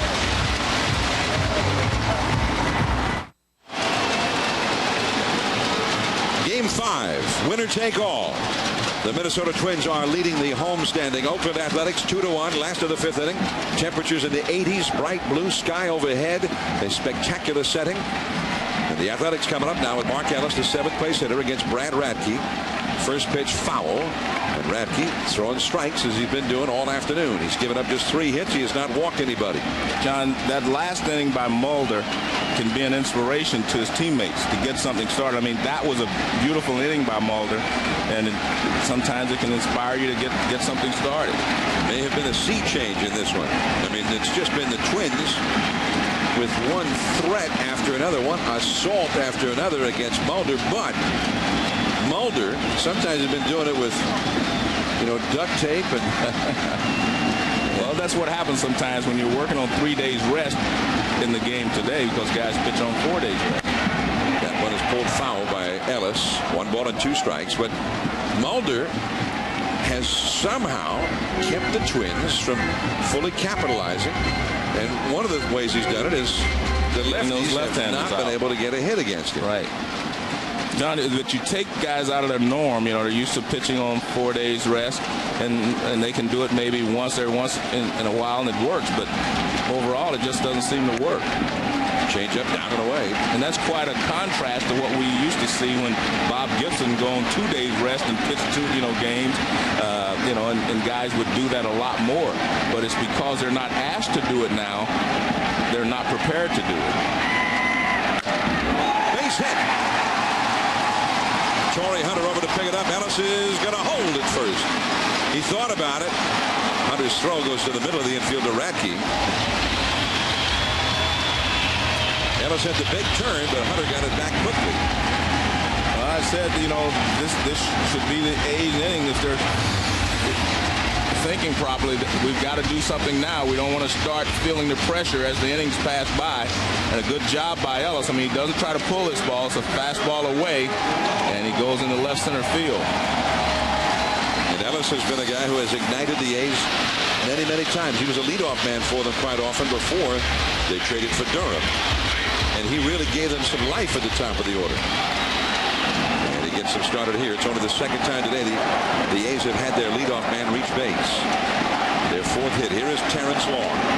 Grounded out to short his first time. If this was a right-handed hitter, I really believe the A's would bunt. I don't think they will with a left-handed hitter up. And a strike. I really believe that if he had a right-handed hitter here, I think the thing to do would be to try to bunt or hit and run. Try to do something to manufacture a run. Although the man on deck, Ramon Hernandez, struck out his first time, is only 1 for 16 in this series. Well, you do have other guys on the bench. I mean, there's no tomorrow if you don't come back and win this one. Exactly. That's the point. A long run for Jacques Jones. He gets there, and he's got it in foul ground. Quick throw back in. Ellis tagged up at first, but Jacques got the ball back in a hurry, and Ellis goes back to first. I have never, seen Terrence Long swinging the bat. I mean, almost the whole second half of the season. I mean, he would hit a lot of foul balls that way. He's late on a lot of pitches. Even though they look like they're pretty good pitches to hit sometimes, he just laid on them. That pitch is off the plate. I mean, and he just kind of waves at it. He's not really aggressively attacking the ball as he did last year. But now with less than 2 strikes, that's a pitch to not swing at all. Take it. If you can't drive it, take it. So Long is now 3 for 16 in this series. But here is Ramon Hernandez with only 1 hit, 1 for 16. And he did not hit well in the regular season either, although he came on somewhat at the end. I mean, a lot of guys struggle in the postseason, but it's how you struggle. Are you aggressive? Are you attacking the ball, or are you just waving at it? Hernandez shows bunt and takes a strike. Actually, he caught Koski way back. Koski started in and then backed up, trying to fool Hernandez, and that would have been a perfect bunt if it would have happened. So he starts right here, and then he moves back. You see him starting to pedal backward right now. Knight comes back in at third, and it's right to Koski on a hop. The second one, hocking to first. Double play.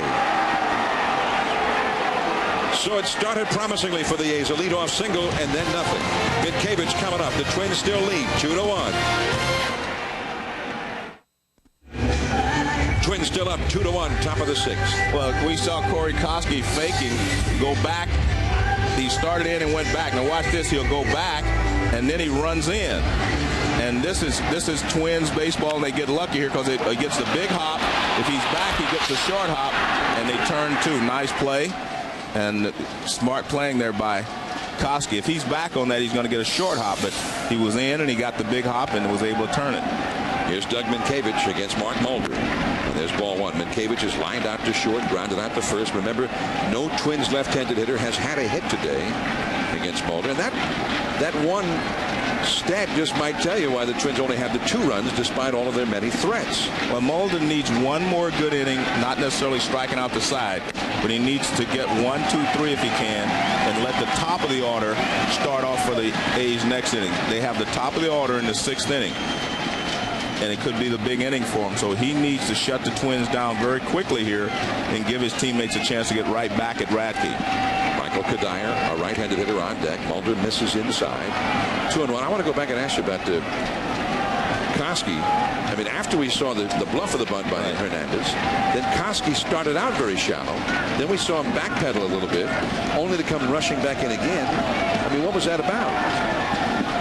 Well, I think he was probably trying to decoy, make Hernandez into trying to bunt. He was saying, I'm going to go back, you can't bunt, trying to get him to bunt. Or he may have felt like, if I start back, Art Howe may put a bunt on, whatever. But whatever happened, it worked perfectly for the Twins. 2-2. Minkevich takes low. 3-2. That's 92 pitches, by the way, thrown by Mulder in this game. In only 5+ innings.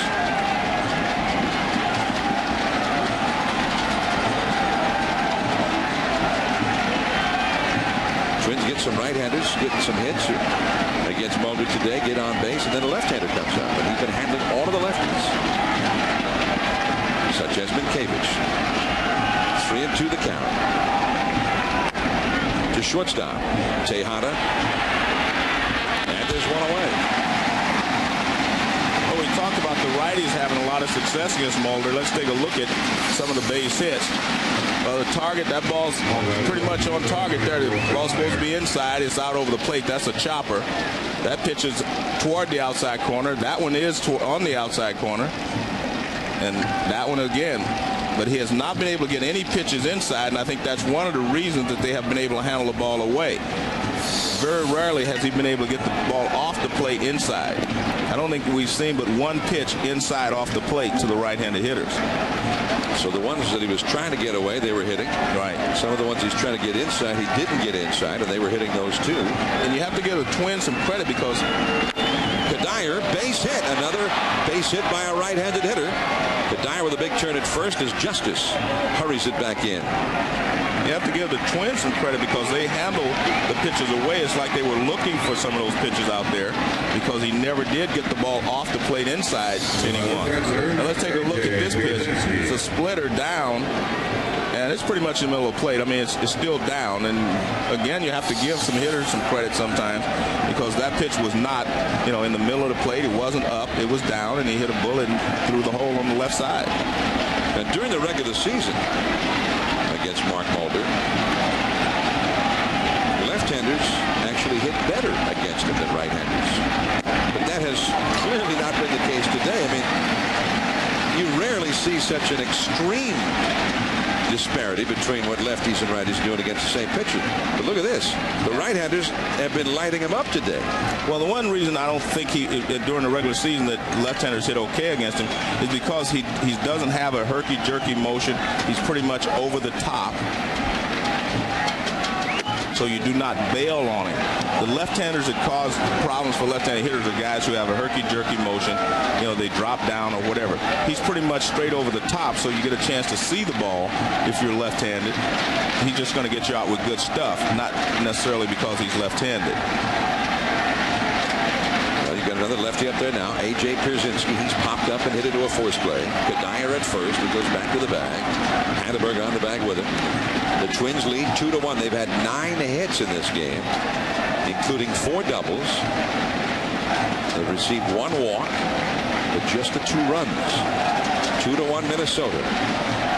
Mulder had been out of the stretch most of the time today. Denny Hocking on deck. And a pop-up. Foul. And Hernandez didn't see it. Hernandez never even seemed to react on that one until it was too late. Well, that wasn't a real high pop-up, so no one had a chance to really point it out to him where he could find it. Mulder came off the mound, but he couldn't get there in time because it wasn't a high pop-up. This ball is hit off the fist and it just pops up. And you see it raise his hands. He said, I didn't see it, and then he finds it too late. The A's dugout, we have a microphone on Rick Peterson. Turn around, turn around! If that would have been a high pop-up and they told him to turn around, he may have been able to find it. It just wasn't high enough if he didn't see it right off the bat. And balls in the air are a tough call for anybody with this bright blue sky and the harsh sunshine today. And Pierzynski strikes out. 7 strikeouts for Mulder. And Mulder's splitter has been more effective today than his big curveball. You can see that pitch there at the bottom falls out. It looks like it's up, and see it's just all of a sudden it just goes straight down. And the hitter, obviously thinking it's going to stay in the strike zone, chases it out of the strike zone. There's that sunshine. Art Howe, talking about a 5th game where so many invariables can conspire against a team. Just bad breaks can cost you a 5th game when it gets that far. You see Denny Hocking, who's 2 for 2, an RBI single, and he's also had a double against Mulder. A switch hitter, batting right-handed. But I said to House, well, you got that bright blue sky again, no clouds. He says, I know, I wish it had been overcast. Even though it had worked against the Twins here in Game 1 the other day. But, Art Howe just feeling, hey, it's a Game 5. That can work against the A's, too. And he just assumed the conditions were such that something like that, a guy losing a ball in the sun, was not a factor. David Justice in a bad Sunfield in left, Long and a bad one in center. That's a called strike to Denny Hawking. 1 ball, 1 strike. We've got to give Hawking a lot of credit, John. He had just stepped in and hit line drives and turned double plays. He's really played a very good ball game in place of Rivas, who had played most of the time. Well, he's been sort of the Miguel Cairo of this game. Good point. Miguel Cairo, who stepped in for the injured Scott Rowland in St. Louis. Heading for second now, and making it is Kadire. Good heads-up base running there by Kadire. When that ball goes down low, you should automatically take a step the other way or be ready to go. We've seen Mulder throw a lot of splitters down, and that one was down, and it actually got caught up in the face underneath the chin of Hernandez. Then he catches it, but it's just too late. You know, there is a rule when a ball gets caught up there that it's a dead ball. I don't know how long it has to get caught up there. Maybe it didn't get caught long enough. 2-1 the count. Runner at second now. Hawking did not get a run. That'll be a wild pitch, by the way, that gets Kadire to second as Hawking takes strike 2. Well, this is a big spot. I mean, Hawking has had some success today in his career against Mulder. And a base hit now could mean a run.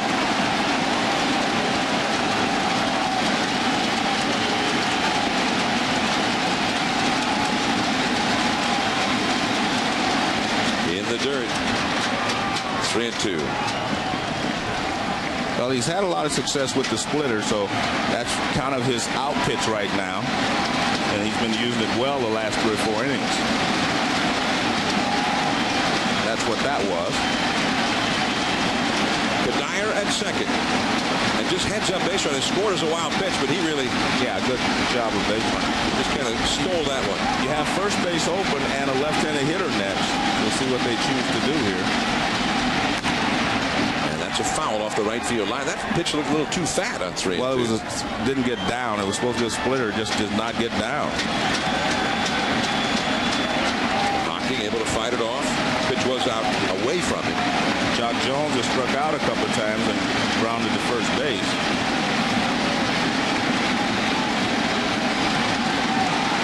Jock Jones would be next. Kadire at second. Denny Hawking, the veteran. His first start of the series. Strike 3 call. Beautiful splitter right there. That ball was up, but it jumped back over the plate for strike 3. 1 man left. The Twins have stranded 7. Now the top of the order. Durham, Hatteberg, and Tejada coming up.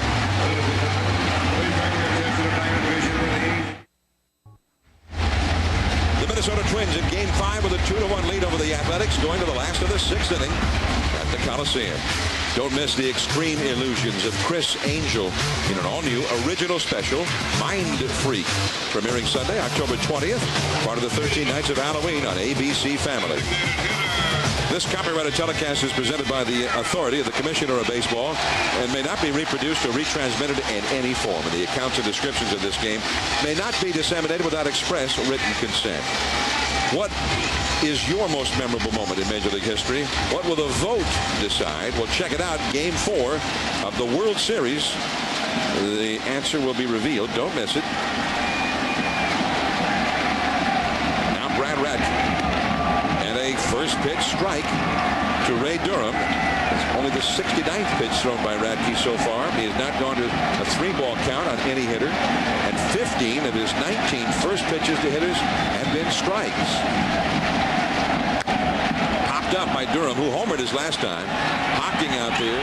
Shallow right center, shading the eyes now. Makes the catch. Nice pitching there by Radke. An off-speed pitch to get ahead, and then he comes back with a fastball that Durham can't catch up with. Here's the fastball from a changeup, and now he comes back with a fastball. He gets a lot of the plate, but because he had started him off with a breaking ball and he had hit a home run off a fastball, he probably didn't have fastball on his mind completely. You have to be committed to the fastball. So Brad Radke with a 2-1 lead. He's been very good, but he's had to be very good. Twins have not given it much with which to work as Hatteberg takes the ball very high. Oakland has only gotten one man to second base other than, Durham hit the home run. He got all the bases. But Radke has given up 3 singles besides that homer, and only Durham got as far as second base, and he didn't get there until there were 2 outs and 2 strikes in an inning. So they've had very few base runners, and they've not been able to do anything with the ones they've had. Wow, where was that pitch? Well, it was inside because it was close, but it was still inside. You could see Brzezinski pull it. Watch Brzezinski pull this ball. Watch him pull it over. See, he pulls it over into the strike zone, but it was close. I will never question your judgment again. Where was that pitch?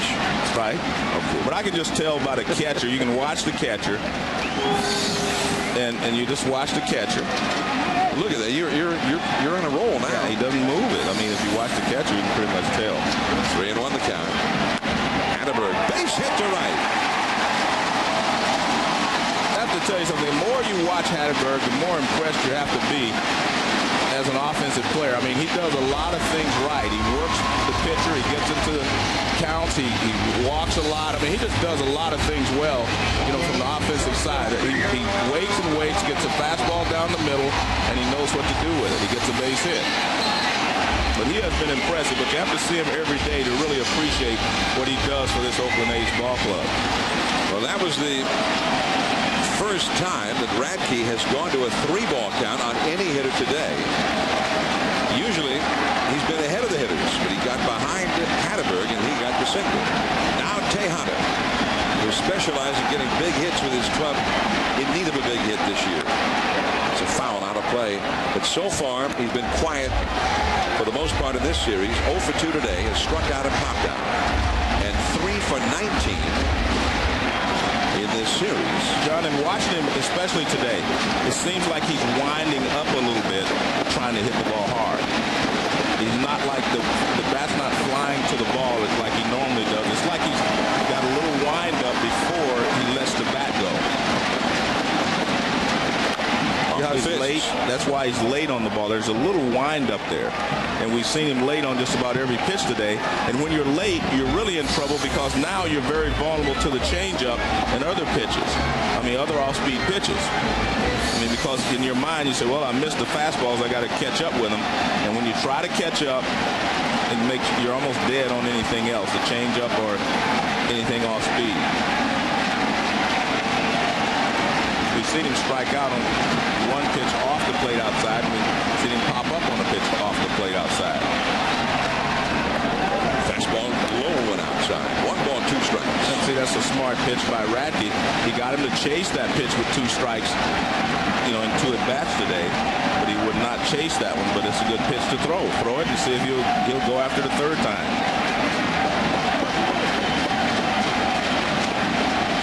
Chavez, another slugger on deck. Runner at first, 1 out. On the fists, and that was a foul off the foot of Tejada.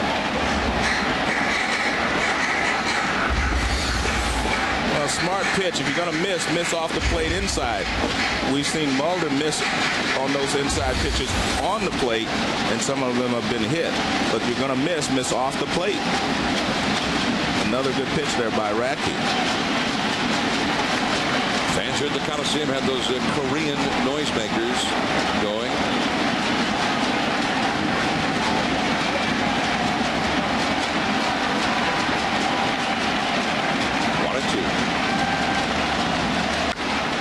To second base. Hocking has it to second one. Guzman ends up losing it in making the exchange, but they get the force out on Hatteberg.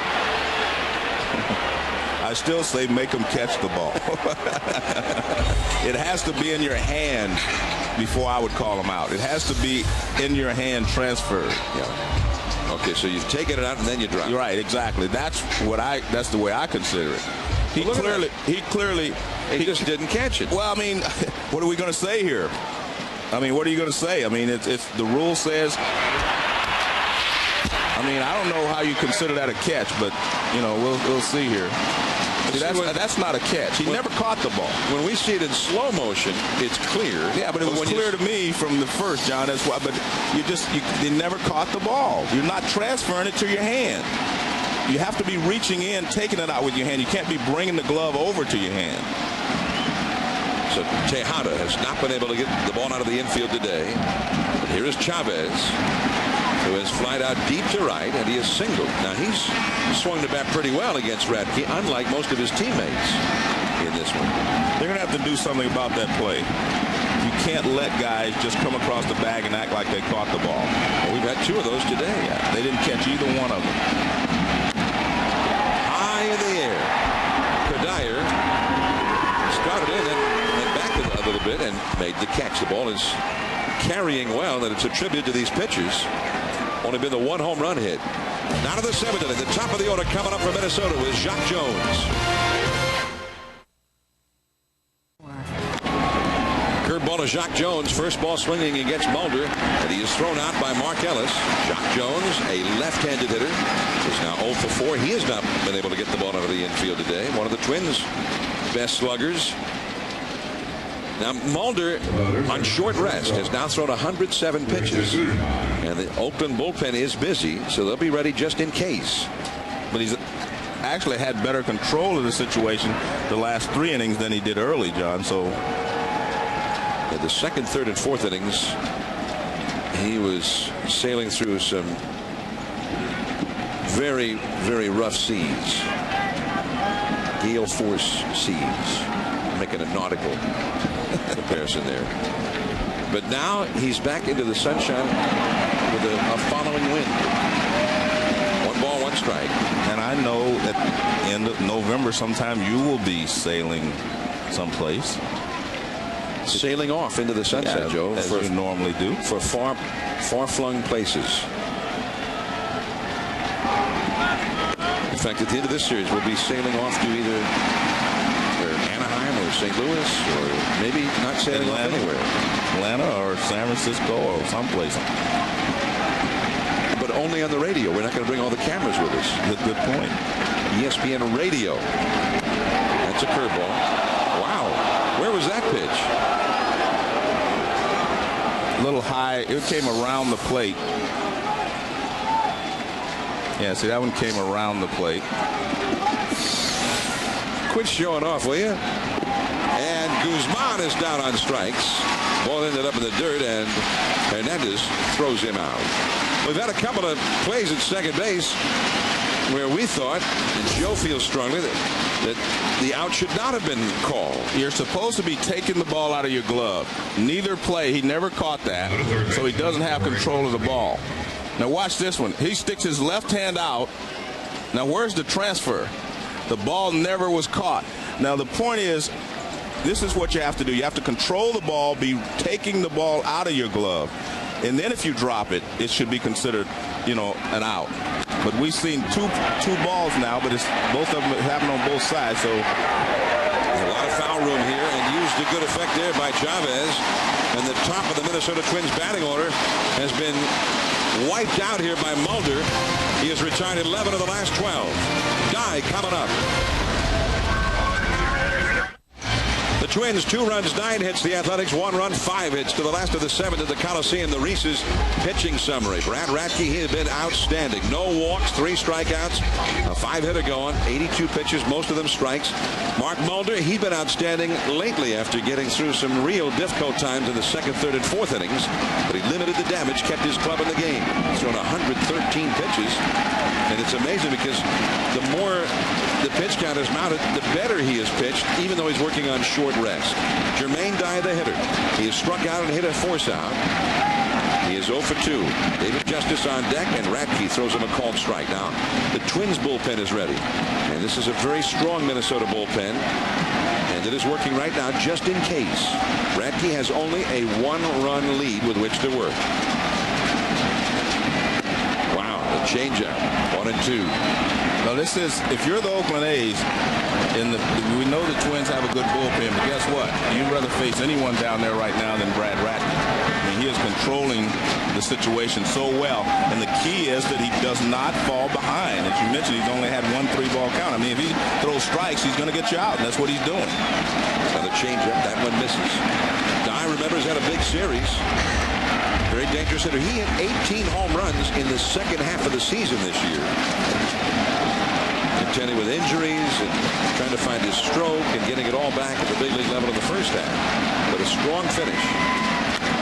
That is foul. Down into that Minnesota bullpen where Hawkins, the right-hander, and Romero, the left-hander, are warming up. Joe Mays, who started game 2, is also out there in the bullpen. Good job by Dye here. At least he shoots the ball the other way. You see, he's been pulling off of that pitch. At least this one, he didn't try to do a lot with it. He just fouled it off. And he's made such great pitches on him out there that he's not going to be able to pull those pitches. Right up the middle, base hit. Good job by Dye. He fought off the great pitch, so he gets a good pitch to hit. This is a fastball pretty much in the middle of the plate, and he lines it back through the middle for a base hit. But that's only after protecting and saving himself on a great 2-strike pitch. Now watch where this pitch is. The target's outside, but the fastball pretty much in the middle of the plate, up a little bit. And there's his father. He says, I know he can do that. Oh, he says, get a move over. I can't see the hit. There it is. Guy jumped up in front of him. Yeah. But his father's kind of like, I knew he was going to do that. So that's Bill Dye, Jermaine's dad. His dad, Bill, by the way, an athlete, was a player in the NBA in the old days, back in the 50s. The Detroit Pistons, in 1958. Were they the Detroit Pistons then? Or were they the Fort Wayne Pistons then? Or were they the Fort Wayne Zollners? Or the Fort Wayne Zollner Pistons? But anyway, he was an excellent basketball player in the NBA. And Jermaine, pretty good ball player. David Justice, a pretty good ball player. David Justice once had 5 RBIs in a game against the Minnesota Twins. It was in Game 5 of the 1991 World Series in which he did that. He's 0 for 2 today. And that's a foul out of play. 95, he also hit a World Series winning home run against Jim Poole of the Cleveland Indians. That was Game 6. It was the only run of the game. Then 2 years ago, Game 6 of the Division Series against the Seattle Mariners, and he crushed one against Arthur Rhodes.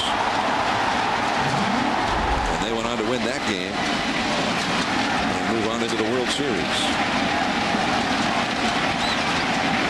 0-2 to Justice.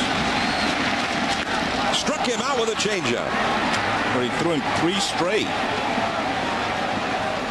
And Justice has only seen 5 pitches all day in 3 at-bats, and he's 0 for 3. Well, the first pitch was a changeup. Next one was a high changeup.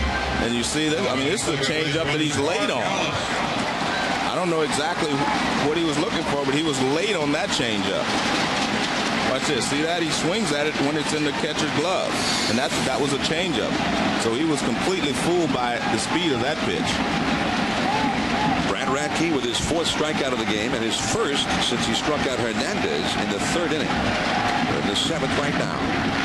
And Radke is doggedly holding on to a 1-run advantage. 2-1 Minnesota. Mark Ellis, the hitter, he is fouled out and singled in the Minnesota bullpen. That's Hawkins, number 32, the right-hander. Romero, the left-hander, warming up. Ready if needed. Koski over near the line at 3rd. Ellis, that almost hit him. Terrence Long on deck. Brad Radke, who had a shutout against the Athletics at the Metrodome on September the 6th. That ended Oakland's 20-game winning streak. And now he's trying to end their season 1 month to the day later here in Oakland. That misses. Well, now it's 2-0. He's not had many 2-0s.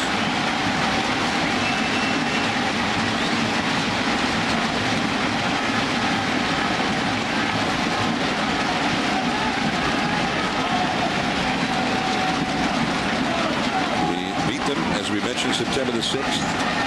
We beat them in game 1 here, despite giving up 5 runs, although none of them should have scored. A pop-up. Shallow left. Jock Jones is playing deep. He's got a long run and gets there. And almost overran it at that. I mean, again, any ball in the air, especially the left field and center field right now, is going to be difficult. Well, the changeup, 2-0. Brad Radke did not give in. Threw him a changeup. He hit a high fly ball in the shallow left field. And you hear Jones comes in. And I do like the fact that he never gave up on it. He was coming in to make the catch, and he gets the job done. I mean, he was playing way back there in left field. So now you've got the left-hander Long coming up. And Gardenhire is going to make a move. So the Athletics might throw a party. Romero is coming in with 2 down in the 7th. And Radke, who was rolling, is gone. 2-1 Minnesota.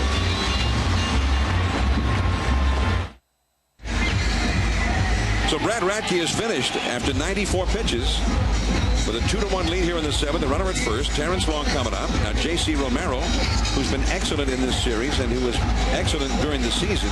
9-2 with a 1.91 ERA.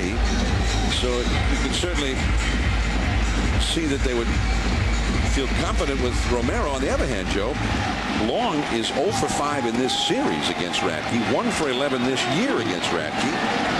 And it didn't look like Radke was struggling all that badly. What do you think? I mean, what was the point of this move? As Long stands in, who's 1 for 5 against Romero. That's a called strike. I think the only thing I can think of is the fact that Radke had started to miss and maybe fall behind a couple of hitters, and they didn't want a right-hander to be out there and have to throw Terrence Long a fastball. They've been getting him out with everything else, and they wanted to continue that. Big bouncer. Minkiewicz has it, and he'll just go over and tag out Jermaine Dye. Didn't even have to make a throw, and just like that, the inning is over. Now to the 8th inning. LeCroy, Hunter, Minkiewicz coming up. It is 2-1 Minnesota in Game 5.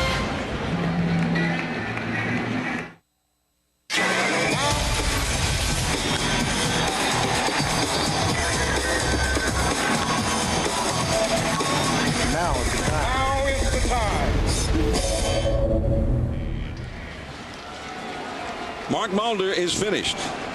Mulder went 7 innings and pitched extremely well. Radke is finished. He went 6 2/3 very strong innings. So it has been handed over to the respective bullpens now. Romero came on for the Twins to get out of the 7th. And now Chad Bradford, 28-year-old right-hander, acquired for the White Sox year before the last, is on in relief of Mulder, and he gives a hitter quite a different look from the left-handed Mulder. Well, definitely different from Mulder, because Mulder was straight over the top, and he's almost right underneath. And Bradford's specialty is getting right-handed hitters out. David Ortiz, by the way, is the pinch hitter for LeCroy, and he is thrown out by Ellis. LeCroy was 2 for 3 in this game. He had a hand in both of the Minnesota runs. The young designated hitter, and his manager Gardenhire showed faith in him in this series against these lefties, and he delivered. So Ortiz is gone, 1 down, and now Torrey Hunter will come up. 2-1 the score. The Minnesota Twins out in front against Mark Mulder. A left-handed hitter never did get a hit today. I don't know, a left-handed hitter never even reached base against him today. 0 for 14 against him. There is Ricardo Rincon, a left-hander, warming up in the Athletics bullpen. Minkiewicz, a left-handed hitter, on deck. Bradford has pitched 1 other time in this series. That was in relief of Mulder. He worked the 7th and 8th innings on Wednesday in Game 2. Gave up no runs and 1 hit in that one. From down under, and the count 0-2 to Hunter, who has doubled, hit into a force play, and struck out. There's Minkiewicz on deck. Oakland will have its 9th place hitter scheduled to lead off in the last of the 8th, and then to the top of the order. Twins got 1 in the 2nd, 1 in the 3rd, and had a great threat going with 1 out in the 4th. Runners at 2nd and 3rd as Hernandez goes out to talk to Bradford for some reason. Count 0-2, but the Twins have only had one hit and one base runner since Denny Hocking hit that double to set up a great threat in the fourth. Well, Mulder, he seemed to pitch better the more pitches he threw, and he finally found his groove and he pitched well. But I mean, I think the A's have put a lot of pressure on the pitchers in this series. I mean, I know they scored a lot of runs at different times, but Mulder had to come out and pitch great for 4 or 5 innings in Game 2 to win that ball game, and he did. And they've asked a lot of him again today because they only scored the 1 run. Hunter fouls one away. 0-2 the count. The one thing about great pitching in postseason, you're going to be matched up against some good pitching as well. And I think that's one of the things that has happened to the Atlanta Braves over the years. They had great pitching. Those guys are matched up against some good pitchers as well.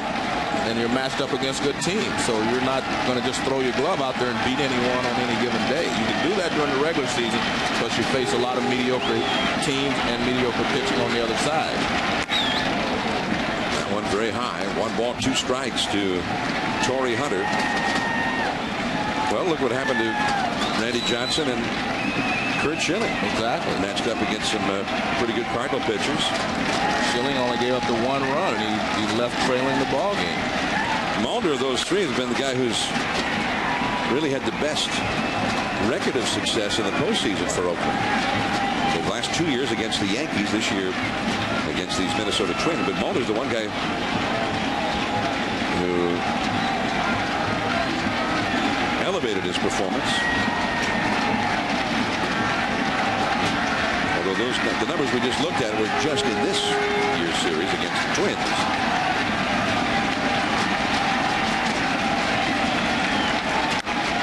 Off the fist again. Tejada throws out Hunter. Hunter now 1 for 4.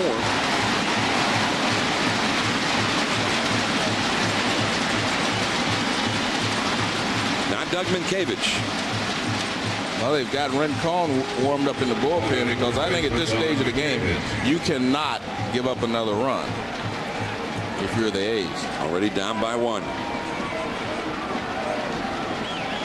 I was about to say, when you're down by 1, you can bunt, you can hit and run. You have right, exactly. Except they don't bunt. Well, but they can. And I think, you know what? I bet you we may see a bunt because they're down to their last 6 outs.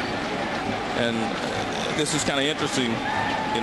Peterson's going to go out and talk to him, and it's that pitch around him, don't give him anything good to hit kind of thing.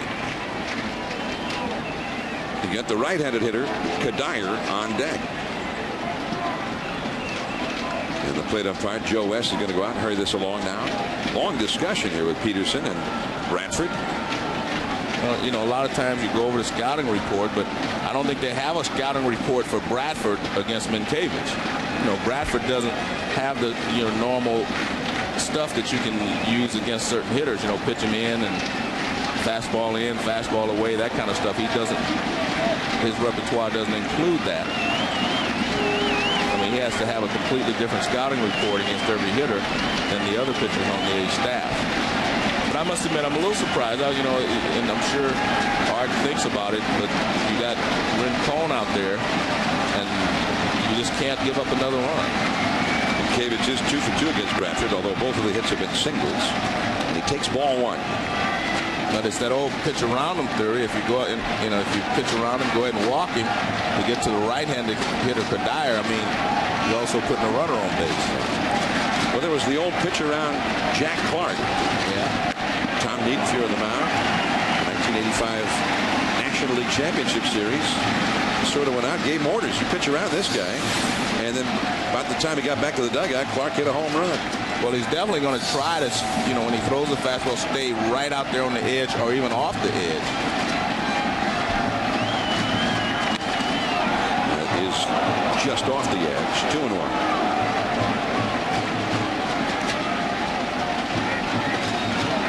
Minkiewicz against the left-hander Mulder today. Lined out to short, grounded out to first, and grounded out to short. Mark Mulder, 7 innings, 2 runs, although 9 hits allowed. He had 8 strikeouts, 1 walk that was an intentional walk. And Ellis handles this one. Good job. Bradford retires the side in order. is due up, then Durham and Hatteberg.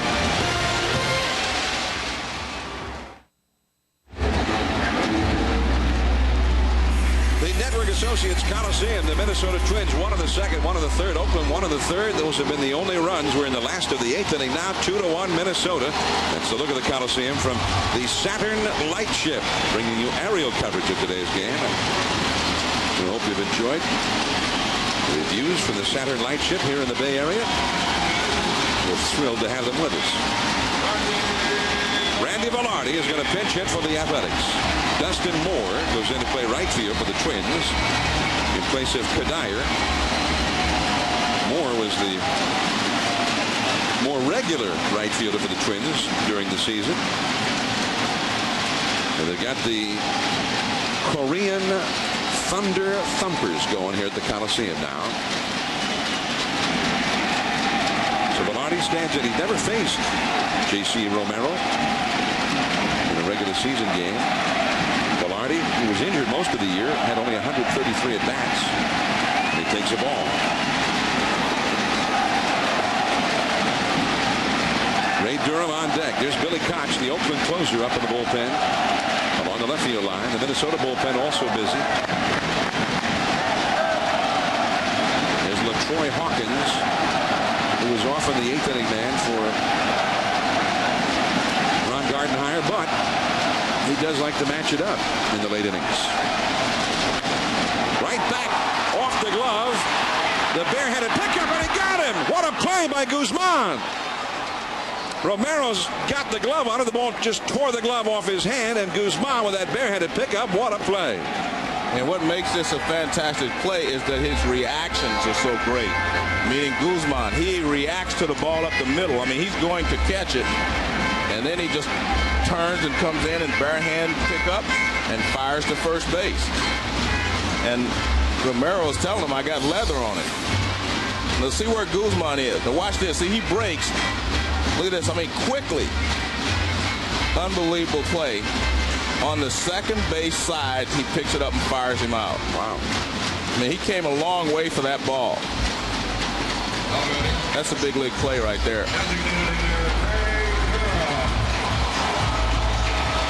In full speed.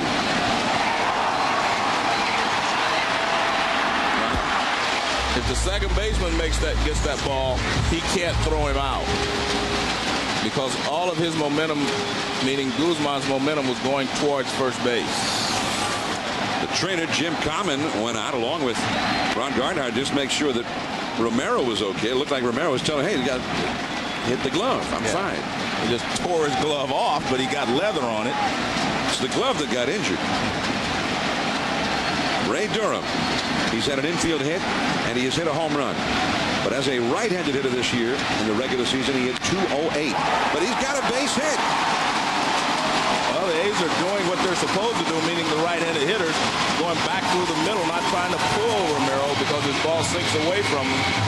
And Durham, like Velarde, smashes it back through the middle.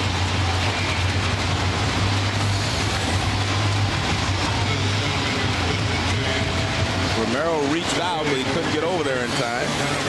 Ball was hit too hard. Now Adam Pyatt is going to come up. He's been introduced as a pinch hitter. And here comes Rick Anderson, the Minnesota pitching coach, out. Pyatt is a right-handed hitter. Tejada behind him, a right-handed. They've got a right-hander. Hawkins ready in the bullpen. But there's two things to think about here, John. One, they only have Burns left as a right-handed hitter on the A's bench. But two things. If you bring the right-hander in theory, it allows Durham to try to steal a base. They would rather have a left-handed pitcher out there to try to keep Durham from stealing a base. Although, as we know, you're not sure he's going to steal the base anyway. So I think that's why they're having this discussion out there. Gardenhire would rather have Romero out there to pitch to hold Durham at first base than to bring Hawkins in and maybe allow Durham to steal the base. And if he also brought in Hawkins, maybe John Mabry comes up to hit. But I think it's more for Durham than anything else. Keep him close. Well, he is a real weapon. If the A's will use him, he can be. He's an excellent base stealer.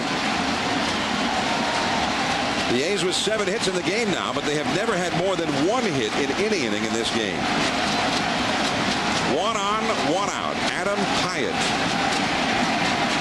He hit .234 in the regular season, diving back safely. Nice pickup there by Minkiewicz as Durham gets back. That's an unorthodox throw to first base, where they just step back and throw rather than give you the leg kick and throw. I call that the Mulholland throw. Jerry Mulholland will use that play, and he uses it to devastating effect on occasion. Yeah, the best I'd ever seen at that was Al Holland. He used to also pitch for the Giants for a while, but he was very good at that. You call it the Al Holland play. Yeah, he has very strong arm. You got to have a very strong, quick release to do that. Hyatt, who was 0 for 8 as a pinch hitter in the regular season, and hit .234 and 137 at bats overall. He's throwing a sinker, and you can see where he caught the ball is definitely out of the strike zone. Now Santana has joined Hawkins in the Minnesota bullpen. Durham is the possible tying run. He's at first. Oh, man. Made him look bad on that one. 1 ball, 1 strike. Tejada is on deck. Oakland had so many games this year where 8th or 9th innings they were down. And Tejada, or one of the other young Oakland stars, got a big hit. It seemed like Tejada more often than anybody else. The Twins have led this game since the 2nd inning. 2-1 now, last of the 8th. That's a foul. Well, that's great movement on his sinking fastball away from Pyatt. He tried to pull that one, but I mean, great sinking action. I mean, this is a double play waiting to happen right there. See that ball there moving away from him. If he hits it, he's going to hit it on the ground.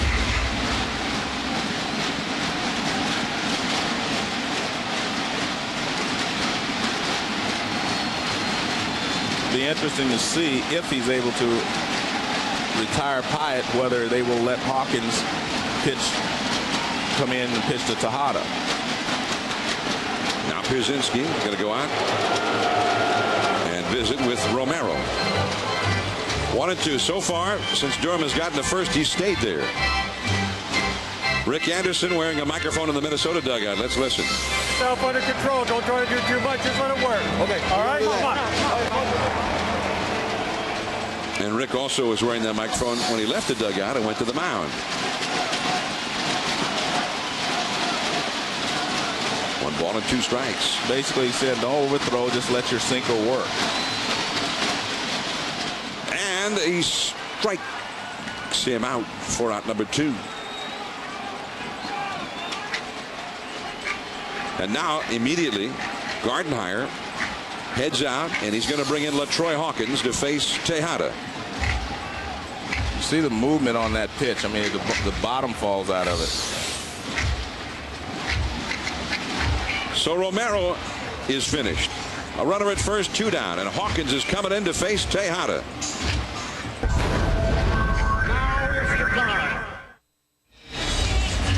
We're on the eastern side of San Francisco Bay at the Oakland Coliseum, the Network Associates Coliseum in Oakland. And right now, the Athletics, who have lost a Game 5 in each of the last 2 years, in each case to the Yankees, are trying to win one. But if they're going to win this one, they're going to have to come from behind. The Minnesota Twins, a pronounced underdog in this series, threatening to take it, but they're trying to protect a 1-run lead. 29-year-old, hard-throwing LaTroy Hawkins comes on to pitch now to Miguel Tejada, who may well win the Most Valuable Player award in the American League this year. And Tejada's had some success against Hawkins. And that fastball, 96 miles an hour for a strike. There is Durham, the possible tying run at first base. And the Twins are playing the outfield very deep, which I like because you do not want to give up an extra base hit. See how deep they are? That keeps... You try to keep that ball from going to the wall for a double. And a foul out of play. Another fastball. Quickly 0-2. Tejada has struck out, popped out, and hit into a force play. 0 for 3. And in this series, now 3 for 20. Mike Jackson, the veteran, joins Santana in the Minnesota bullpen.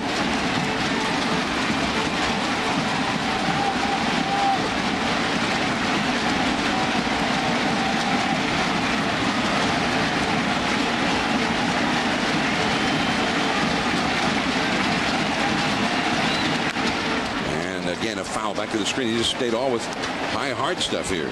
Well, I also think this is a situation where if you're Durham, you almost have to go, because if you do not make it, at least you'll have Tejada with a fresh at bat.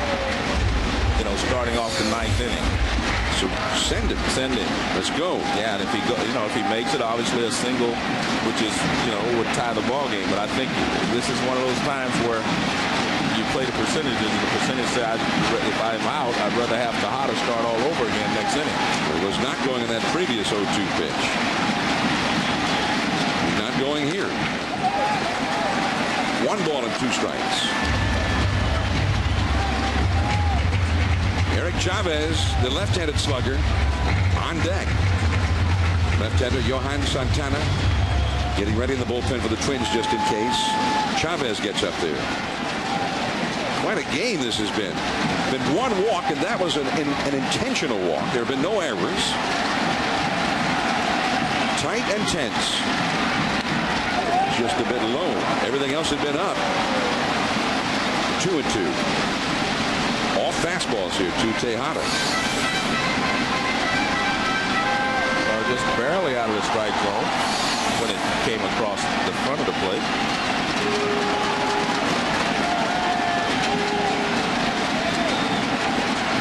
.131 RBIs for Tejada this year. Right back to the screen. Now looks like he might be closing in on that fastball now. Well, he's had a few looks at it, but that one's pretty much in the middle of the plate, and he couldn't handle it. So it still tells you with 2 strikes, he's not sure he's going to get a fastball, so he's protecting a little bit. But most of the evening, this afternoon, I should say, he's been a little late on most of the fastballs that he has seen. And I think that's why you see them giving him a steady diet of fastballs, because he's been late all day. Miguel Tejada, so dependable all season long. Now in the biggest game of the year. And a pop-up foul. And just into the upper deck, just above us. Well, they're playing hardball right now. Yeah, well, when you see a guy hitting the ball on the plate, you know he's not going to hurt you with the fastball. And that's what he's been doing. He's been hitting the ball on the plate. Not out in front of the plate, but on the plate. And you're afraid maybe of throwing something else because he takes his speed off, he can get the barrel out. Now is the time for Tejada to deliver in Game 5. Been the big man. Durham at first, down by a run. Struck him out. He was late on the fastball, so you're not going to throw him anything else that he can catch up with. So the Athletics, with only 3 outs of life left to them, Miguel Tejada, as a deafening silence falls upon the Coliseum, but Troy Hawken gave him nothing but gas over and over and over again. The Twins going into the 9th inning with a 1-run lead. Billy Cox coming in.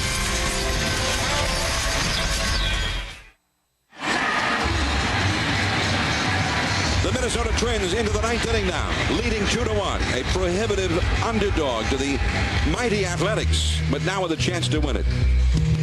Coming up, October 19th, 13 nights of creepy movies, scariest places on earth, dares and the extreme illusions of Chris Angel, Mind Freak.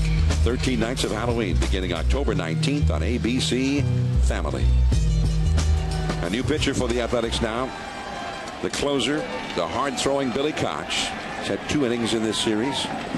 So far, 2 hits allowed, 1 strikeout. And Dustin Moore, the first hitter, and a fastball for a strike. And he's working with Greg Myers, who's come on to do the catching. Myers will enter into the number 2 spot on the order. Randy Velarde, who hit for the previous catcher, Hernandez, stays in to play first base in the 9th spot. Moore hitting 7th, relieved Kadire, the right fielder. Kadire went 2 for 2 with an intentional walk in this game today.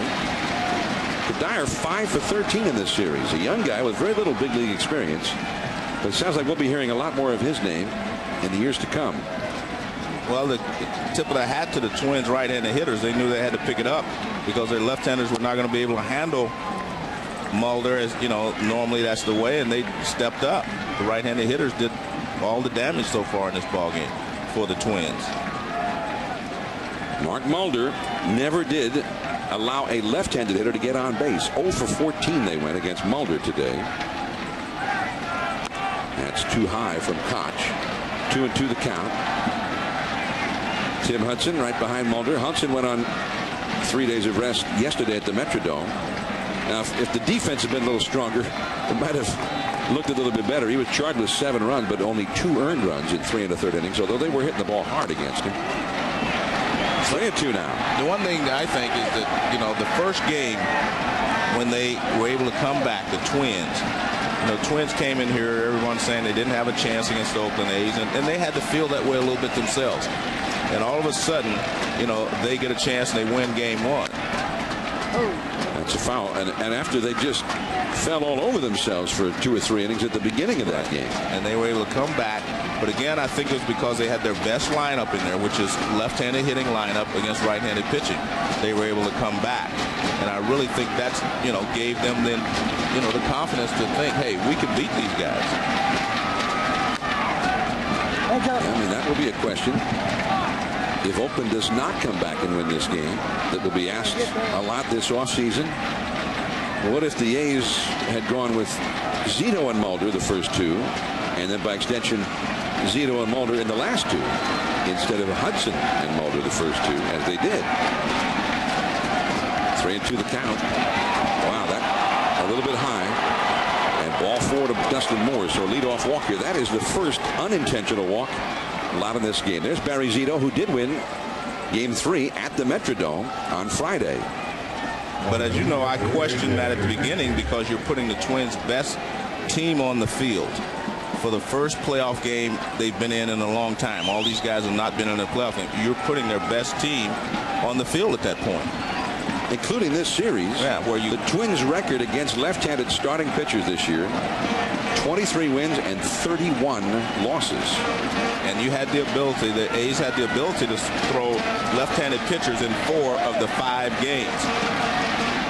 It's be interesting here. I think if you're Gardenhire, you're going to try to maybe add one on here. Maybe drop down a bunt or something here, or hit and run. Try to do something to get you another run. Brzezinski 0 for 3. There's Eddie Guardado, the Twins closer. He's had some nightmares in this park this year. Brzezinski drives one deep into right field. Nye going back. This ball is gone. A home run onto the top of the scoreboard, and that is a home run. A.J. Brzezinski has given them 2 more runs. He hit only 6 home runs all year long, and this one just above the out-of-town scoreboard, and out of here it is 4-1 Minnesota. And suddenly the Coliseum sounds tomb-like. Well, the Twins, you know, just kept swinging and swinging, and we said eventually they're going to get a big hit. Well, this is the big hit.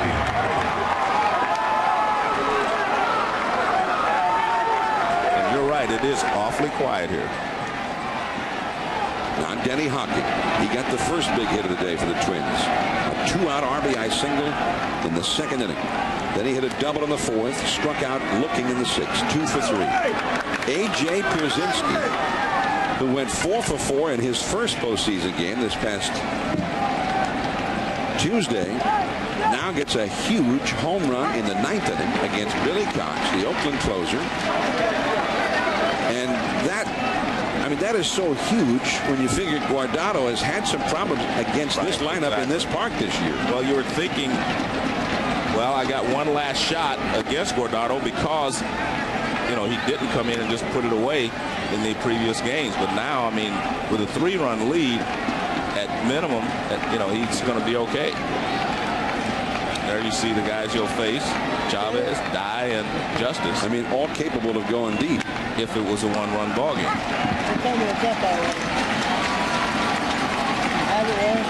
Joe Mays, the right-hander, now gets up as well with Guardado in the bullpen. 4-1 Minnesota. And the Athletics perhaps in some deep disbelief right now. That's a nice play from the Oakland third baseman Chavez to get Hocking. Fastball pretty much in the middle of the plate and down. And Pierzynski puts a charge into it. And it definitely hit up on top.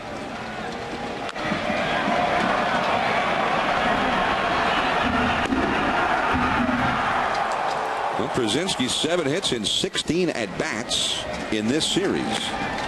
There's a ball outside to Jacques Jones. He is the only Twins left-handed hitter to have gotten a hit today. Jacques Jones is 0 for 4, a couple of strikeouts. And that one is called a strike. 1 ball, 1 strike. So Oakland with some big hitters still to come in the 9th inning.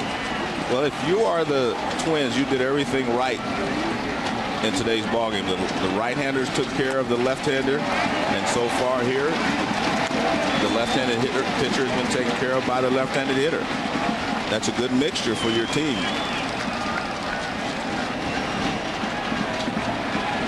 The young Minnesota Twins 3 outs away from moving on and beating the team in the league that had the best record as Jacques Jones swings at another bad one. 2 men down. A.J. Pierzynski with a huge 2-run homer here in the 9th. And then the Twins dugout reacted. Get up! Get up! Yeah! Yeah! Yeah!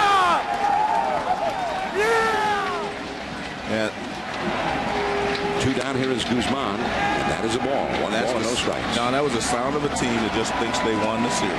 Yep. They think that was the game-winning swing right there for sure.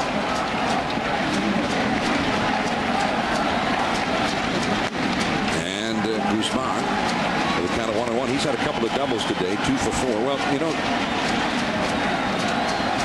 the Twins clubhouse is ready. The champagne on ice.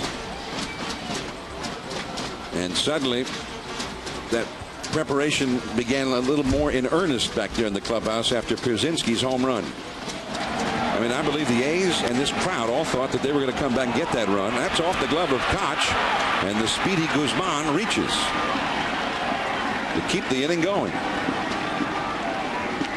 I think the Oakland people thought they were still going to come back and do something in the 9th inning as they did so many times. Well, I really think that that's the way you have to feel. I mean, it's only a one-run ball game at that point. 1 swing by any of these guys could win the ball game, and you see Koch not able to field the ball.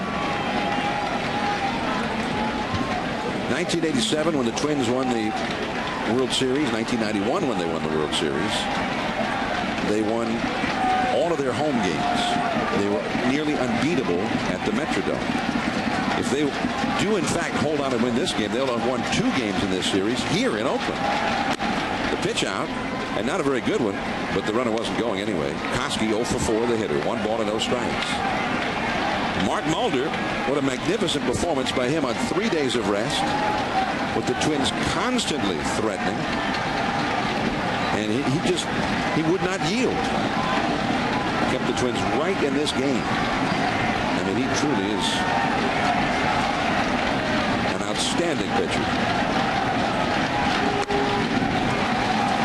1-1 the count now to Corey Koski. Now, of course, it's not over yet. Chavez, Dye, Justice, 3 excellent hitters will take their shots against Guardado in the 9th inning. Guardado, who in Game 1 was a little overexcited himself, being in the postseason for the first time after so many losing years as a Twin. But now he's got a little more comfort level here in this game, suddenly. And the excitement, the ability to generate noise has seemed to just have gone right out of the fans here at the Coliseum. There goes the runner. And he steals it anyway. That was a semi-pitch out.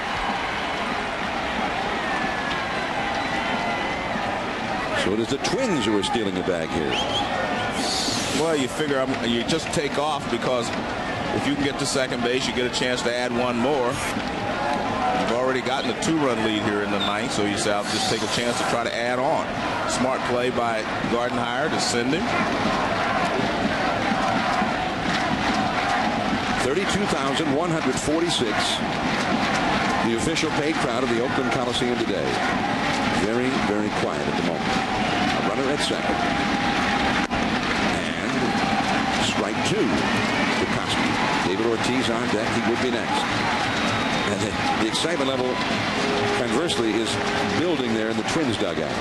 Well, you do not want to overreact because you still have to go out there and get 3 outs. So you want to just maintain your composure and play as you have the first 8 innings.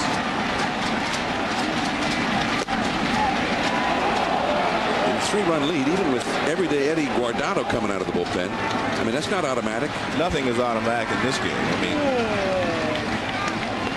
you felt like, well, Billy Koch come in 1, 2, 3, then we would see what the A's could do against Guardado. But it wasn't automatic. Billy Koch gave up the 2-run home. And it started with a walk to Dustin Moore. So Koski hanging tough here. 0 for 4 in the game. The Oakland Athletics, who won 3 straight World Series, 1972 through 74, one of the great teams of all time.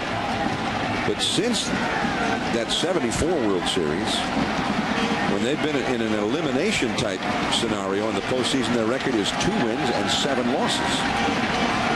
Accompanying the A's club of the year after, the LaRussa A's of the Bash brothers, Dave Stewart back in the 80s and into the 90s. And then these last 3 years, that's what applies to this group. This is this group of Athletics time. The Tejada Chavez Oakland Athletics with Mulder, Zito, and Hudson. David Ortiz. I mean, they gave the Yankees the last 2 years the most difficult series that the Yankees had until the Yankees finally met their match in the Arizona Diamondbacks last November. David Ortiz, and that is called a strike. But this year the roles were kind of reversed. The Athletics were in the role of the Yankees, the heavy favorite, and the young upstart Twins were the team that's supposed to be taught a lesson about life in the postseason. But they learned quick. And that's inside. I mean, the first 2 innings or 3 innings of that game 1 on Tuesday, that may not have just been one of the worst 2 or 3 inning periods ever seen in a postseason game. That's one of the worst 2 or 3 innings you'll ever see in any game at any time in the big leagues. And yet they rebounded and they won that game. And maybe the series. And that's a base hit. And now they're going to add on to it. Dye cuts it off. Scoring is Guzman. Koski to third. And a double by Ortiz. And the Minnesota Twins are leading 5-1 in Game 5. And Anaheim is lingering just a couple of days away.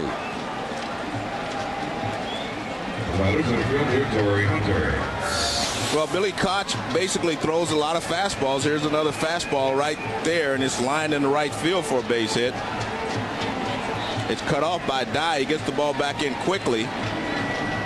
And there's Gardenhire. He's excited. One more. Every run they tack on, obviously, makes them more confident that this ball game is over. Miguel Tejada, 0 for 4 today. Never got the ball out of the infield. And only 3 for 21 in this series. You know, John, we talked earlier. Ray Durham did a great job today of getting on base. He hit the home run to drive in the 1 run the A's have. But we felt like he could have been the difference in this ball game. He got a single in the first inning. And he stole the base with 2 outs and 2 strikes on Chavez instead of taking off and, you know, running or trying to force the action early. The most aggressive team on this field today is the one that's winning this ball game.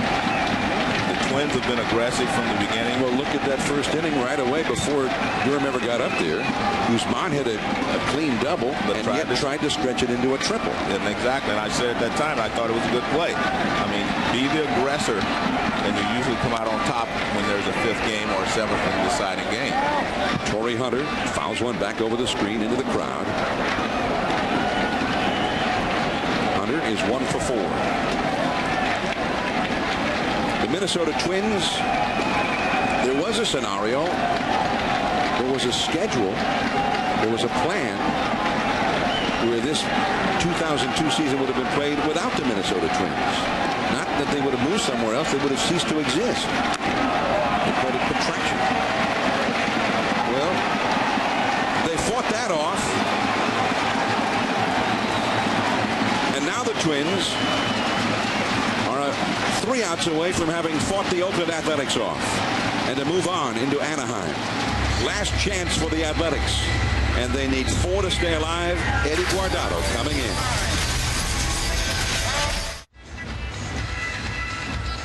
The San Francisco Oakland Bay Area, the center of the baseball world on this day. Here in Oakland, the Twins and the Athletics at Game 5. A little bit later across the bay in San Francisco, the Giants and the Braves at Game 4. But right now, that's not the way they're looking at it in Minnesota. Right now, Minnesota is the center of the baseball world. The Minnesota Twins, the unlikely Twins, who were an underdog not only this year, but were an underdog back in 1987 when they ended up winning it all. They beat the Detroit Tigers, who were a heavy favorite in the League Championship Series that year. And if, in fact, Guardado can get these final 3 outs and hold this lead, and it is a 4-run lead, they'll be a heavy underdog starting Tuesday in Anaheim. But the American League at this point looks like they're going to have a whole new cast of characters playing to represent the American League in the World Series. Eric Chavez. 1 ball and no strikes. The likely first game matchup in Anaheim would be Kevin Appier, perhaps versus Joe Mays, who's not getting some throwing in the bullpen, as Chavez fouls one away. 1 ball and 1 strike. Guardado only had 6 blown saves the whole year. 45 saves, he blew 6. There's Mays up in the bullpen. But 2 of those 6 blown saves were right here at the Coliseum.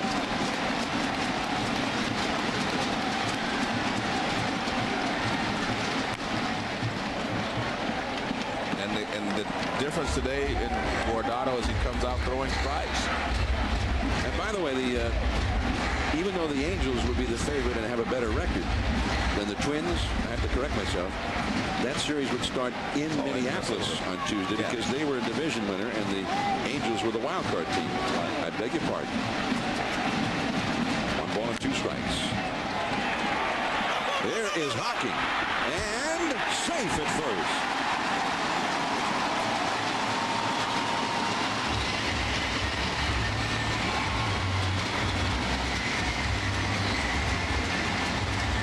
Chavez kept battling, and you see Hocking make the dive. He gets up quickly, but Chavez runs pretty well, and he beats it easily.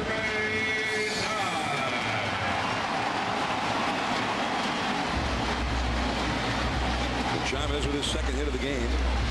He's had a pretty good series. 8 for 21 for Chavez with 5 batted in. Here's Jermaine Dye, 1 for 3. The Athletics need base runners right now. Well, if you're the Athletics, your goal at this point is to bring the tying run to the plate. That has to be your first goal this inning. Try to get the tying run to the plate.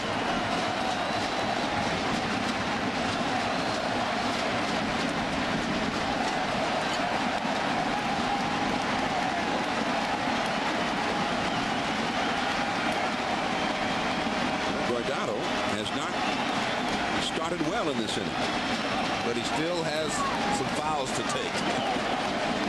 David Justice on deck. That's a strike. And Dye complains about that call to Joe West. Well, Dye is trying to get on base any way that he can. Because again, they need right there on the knees on the inside corner. To the screen. 2-2 the count.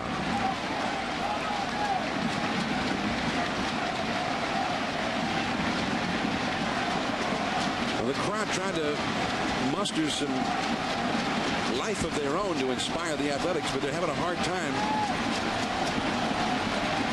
I think if you get one more runner on here, they'll start to feel like they have a a chance of coming back. And Kavich at first is playing behind Chavez. 2-2. This could be two. Koski with a good pickup, the second one. And Hocking will make sure of the one out. Had a hard time getting it out of his glove. Nice pickup by Koski, though. That was a bullet down to Koski. Guy hits this ball sharply. But he gets the big hop, which made it a lot easier. And he makes sure, and now he makes sure he gives Hocking a good throw. And you're right, Hocking could not get out of his glove. You can see the disappointment in the dugout that they did not get the double play there. Just couldn't get out of his glove. Well, he caught it for one time. I mean, why does that happen? You see that happen occasionally. Well, a lot of times they have large gloves and they catch it up near the web. But he was making sure also. David Justice, and that's a foul. Justice 0 for 3. Justice with that 1991 Atlanta Brave team that was beaten by the Twins in the World Series. It's quite a series. Justice had a 5 RBI game in that series, but today he's been held hitless. Now to right center, and he's got a hit into the alleyway. Guy is going to be held up at third on the double by Justice.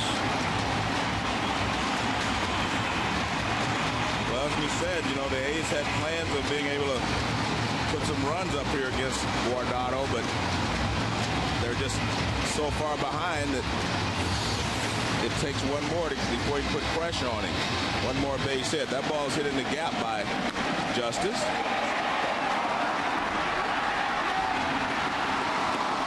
And they need one more base hit to bring the tying run to the plate. And Mark Ellis, who was such a catalyst for the Athletics when he came up from the minor leagues. This Oakland team, which struggled for most of the first 2 months of the season. They were below 500. And that is a called strike. Ellis is 1 for 3 in this game. Eddie Guardado, who grew up an A's fan because of the A's sluggers from nearby Stockton, California, over in the valley to the east of here. And he saw both Giants games and A's games, but as a kid, but he preferred the A's because at first when he was a young kid, they had Dave Kingman. He loved to watch Kingman. And then later they had McGuire and Canseco hitting those long homers. Of course, that's not his game now. In the regular season, the A's gave him lots of trouble. And he's on the verge of getting into some serious trouble right here. Terrence Long, a left-handed hitter who also holds one of the great moments of the A's season. He helped turn that season around in a big way for their great stretch run of their 20-game winning streak. Down the left field line deep, and this ball game is a one-run game. Mark Ellis into the seats, and it is 5-4 Minnesota.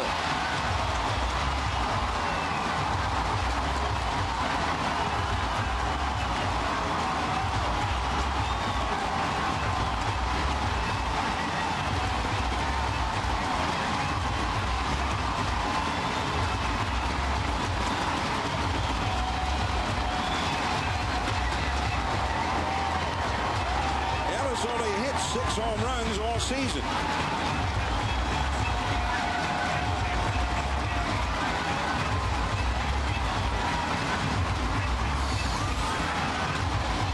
Well, Guardado had to throw a strike, and he got it on the inside part of the plate, and Mark Ellis put a charge into it. No doubt about this one.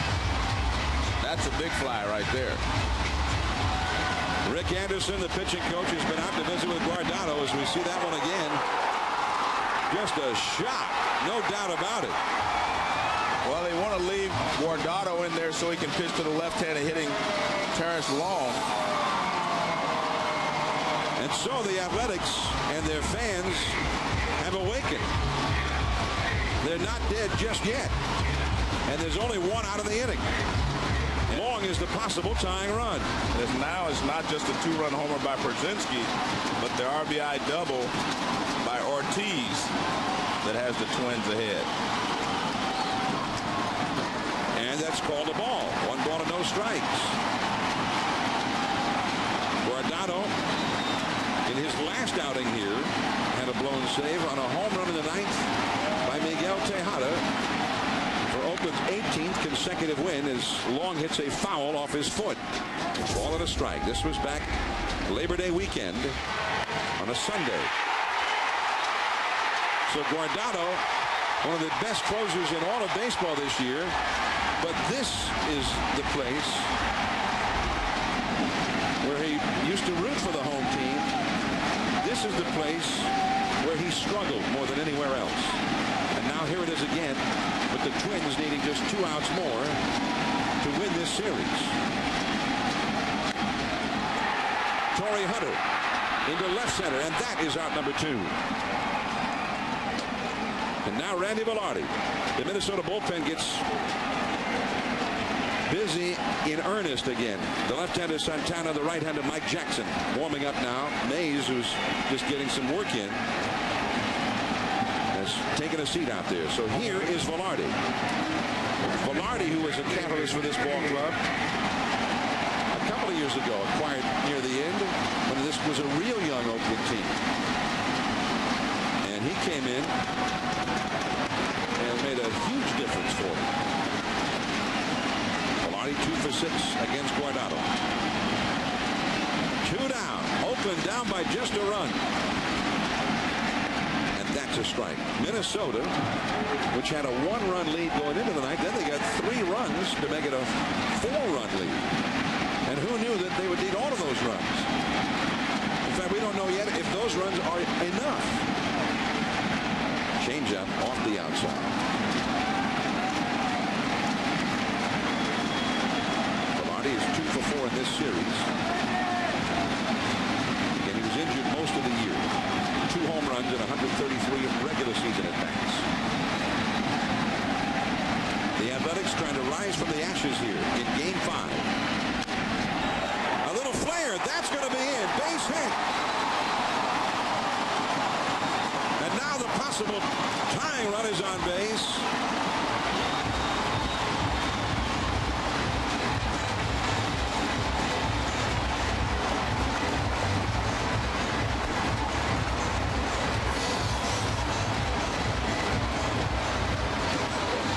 There's a little base hit, a little flare in the right field.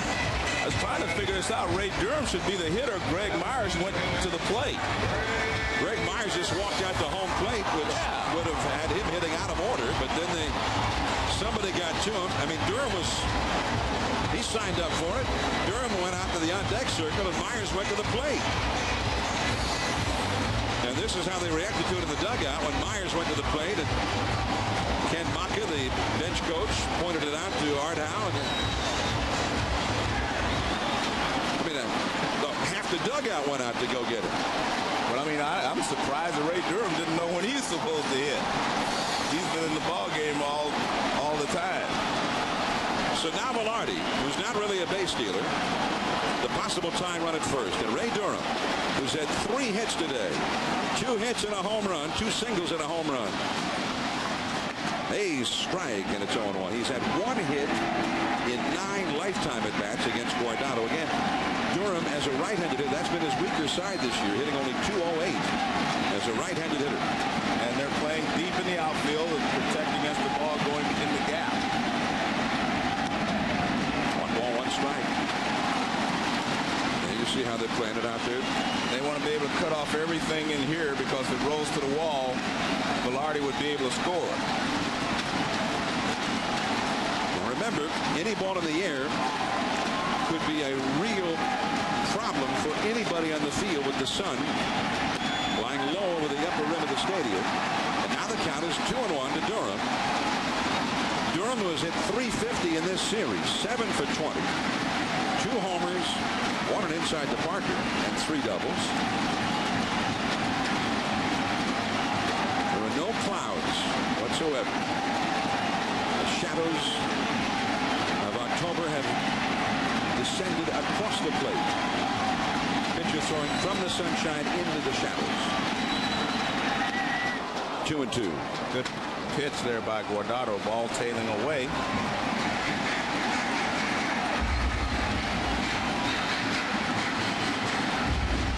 Well, what you do not want to do is miss with this pitch and go 3-2, which would allow the base runner at first to have a running start. Brad Radke will get the win if Guardado can get this final out. The Athletics still breathing. And Durham back to the screen. It's 2-2 the count. What a crazy inning. The Oakland Athletics appeared all but dead and buried after the Twins put 3 on the board. The atmosphere in here was like a funeral. And then Oakland jumps back into it. Mark Ellis with a 3-run homer. And with 2 down, Velarde has hit a single. This would be the 27th pitch of the inning, thrown by Guardado.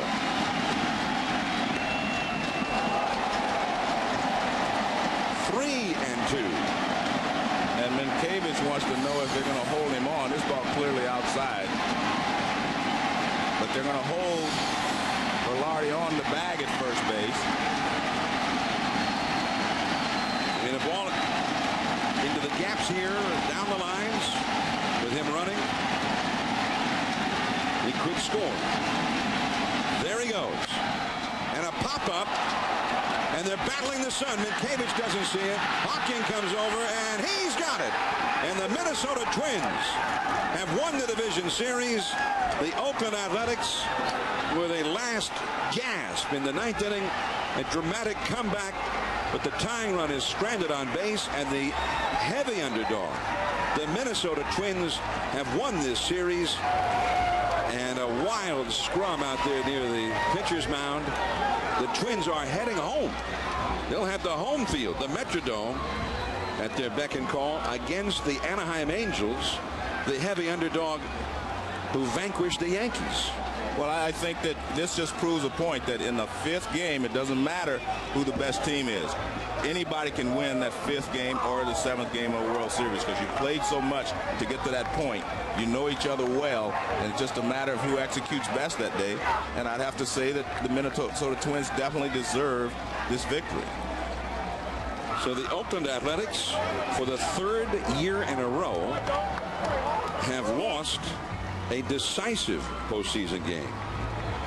Twice to the Yankees, now once to the Minnesota Twins, and they are the first team in history to lose a decisive game 3 straight years. Not the legacy that they were hoping for. And the Minnesota Twins, who stayed alive yesterday with their victory at the Metrodome over Hudson, working on short rest. And today, they overcame a gritty performance by Mulder on short rest. And for the Oakland Athletics, everything was so strong. The 20-game winning streak. They finished the regular season 35-8, the best record in the league. And yet, first round disappointment again.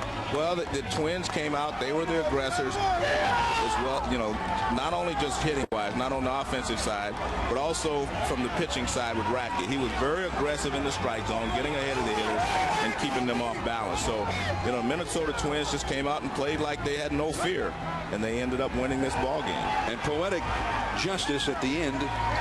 Radke and Hawking. Radke gets the win. Hawking, who had some big hits, and he gets the final put out. Those are the 2 Twins who've been around longer than any others. They've been through more of the losing for the Twins.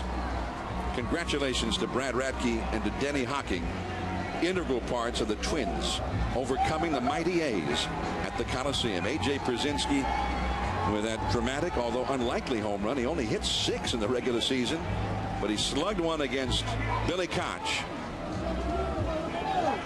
in that 9th inning. A rally ultimately that they needed badly. Gary Miller on the field. Let's go to Gary. AJ, take us through this last inning. Did you think the home run you hit off of Koch, who is one of the best relievers in the league, was going to mean so much when it came to the bottom of the ninth? I was hoping it didn't, but it did. I mean, it ended up, the biggest hit was Ortiz's hit. Getting the 2-out hit to drive in an extra run. You know, no one said it was going to be easy. It wasn't easy. They fought till the end. Give the A's a lot of credit. They're a hell of a team. we just came out on top. No one gave us a chance, and we're still here. You got a lot of your fans here. Eddie Guardado is from this area. That may be one of the reasons he has a tough time pitching here. The Tejada home run over Labor Day weekend. Ellis takes him deep down the line. You're calling those pitches. Take us through a hair-raising bottom of the ninth. Oh, man, he shook off to Justice. We went to go with the slider. He threw him a fastball, and he hit it in the gap. That's why he's the great postseason player he is. And, you know, he just had a battle, man. It was Ray Durham, the guy that, you know, before the season said we got no chance. We were flukes. Ended up making the last out. So, you know, he had a great at-bat, and Eddie just finished him off. And you know what? Denny Hawking to catch the last out, it couldn't be any more perfect. AJ, the Polish Brigade comes through with yourself and Minkiewicz and Koski. You and Torrey Hunter were sent down in 2000. You make the All-Star team this year. How can you describe what's happened in 2002? This has been a dream come true. You know, the only way it can be better is if we win the World Series. To go to the All-Star game, go to the playoffs, win with this group of guys, they're incredible, man. They're awesome. Bunch of survivors. We were all in AAA in 2000. Talking about that the other day, saying, hey, we had the best AAA team ever in 2000, and you know, now we're all here together and we're playing well here. Well, and you're heading for the LCS. Congratulations to AJ Pierzynski and the Twins. The Angels are next. Back to you. Thanks, Gary. Congratulations to A.J. Pierzynski, who had quite a series. That 4-hit first game, which they won, and this dramatic home run in the ninth inning that we didn't even realize how important it was ultimately when he hit it. And he went 7 for 16 in this series. Let's go back again to Gary Miller, this time with Brad Radke. Brad, that game had a little bit of everything. When you were in there, it was nice and calm. You survived the first game here when the circus atmosphere around you, and you stuck in there and your team came back to win. Today you hung in there, gave yourself a lead, and then the A's come back in the bottom of the ninth. What was it like in this dugout? I knew when we were up 5-1, you know, a lot of guys in the dugout, you know, we were celebrating a little bit, but we knew we still had 3 outs to go. And, you know, it was, we got a few guys on base, you know, we just kind of got mellow a little bit, and just hopefully we get on the winning side. This is the team they wanted to contract. The Twins weren't even supposed to exist this year. You didn't know when you were heading to spring training if you'd be there. You were the cornerstone, the first guy they gave a big contract. How much responsibility is that to lead this team? I'm just going out there just do my job, you know, and that's just to keep us in the ball game for 6 or 7 innings, and you know, that's all we had to do. And you know, we made Mulder work today a little bit, but he pitched a great game too, coming on a short day's rest. A lot of people doubted you. They got the big 3, and they've earned their reputation. You guys went with a 4-man rotation. Did you feel like you had something to prove in this series?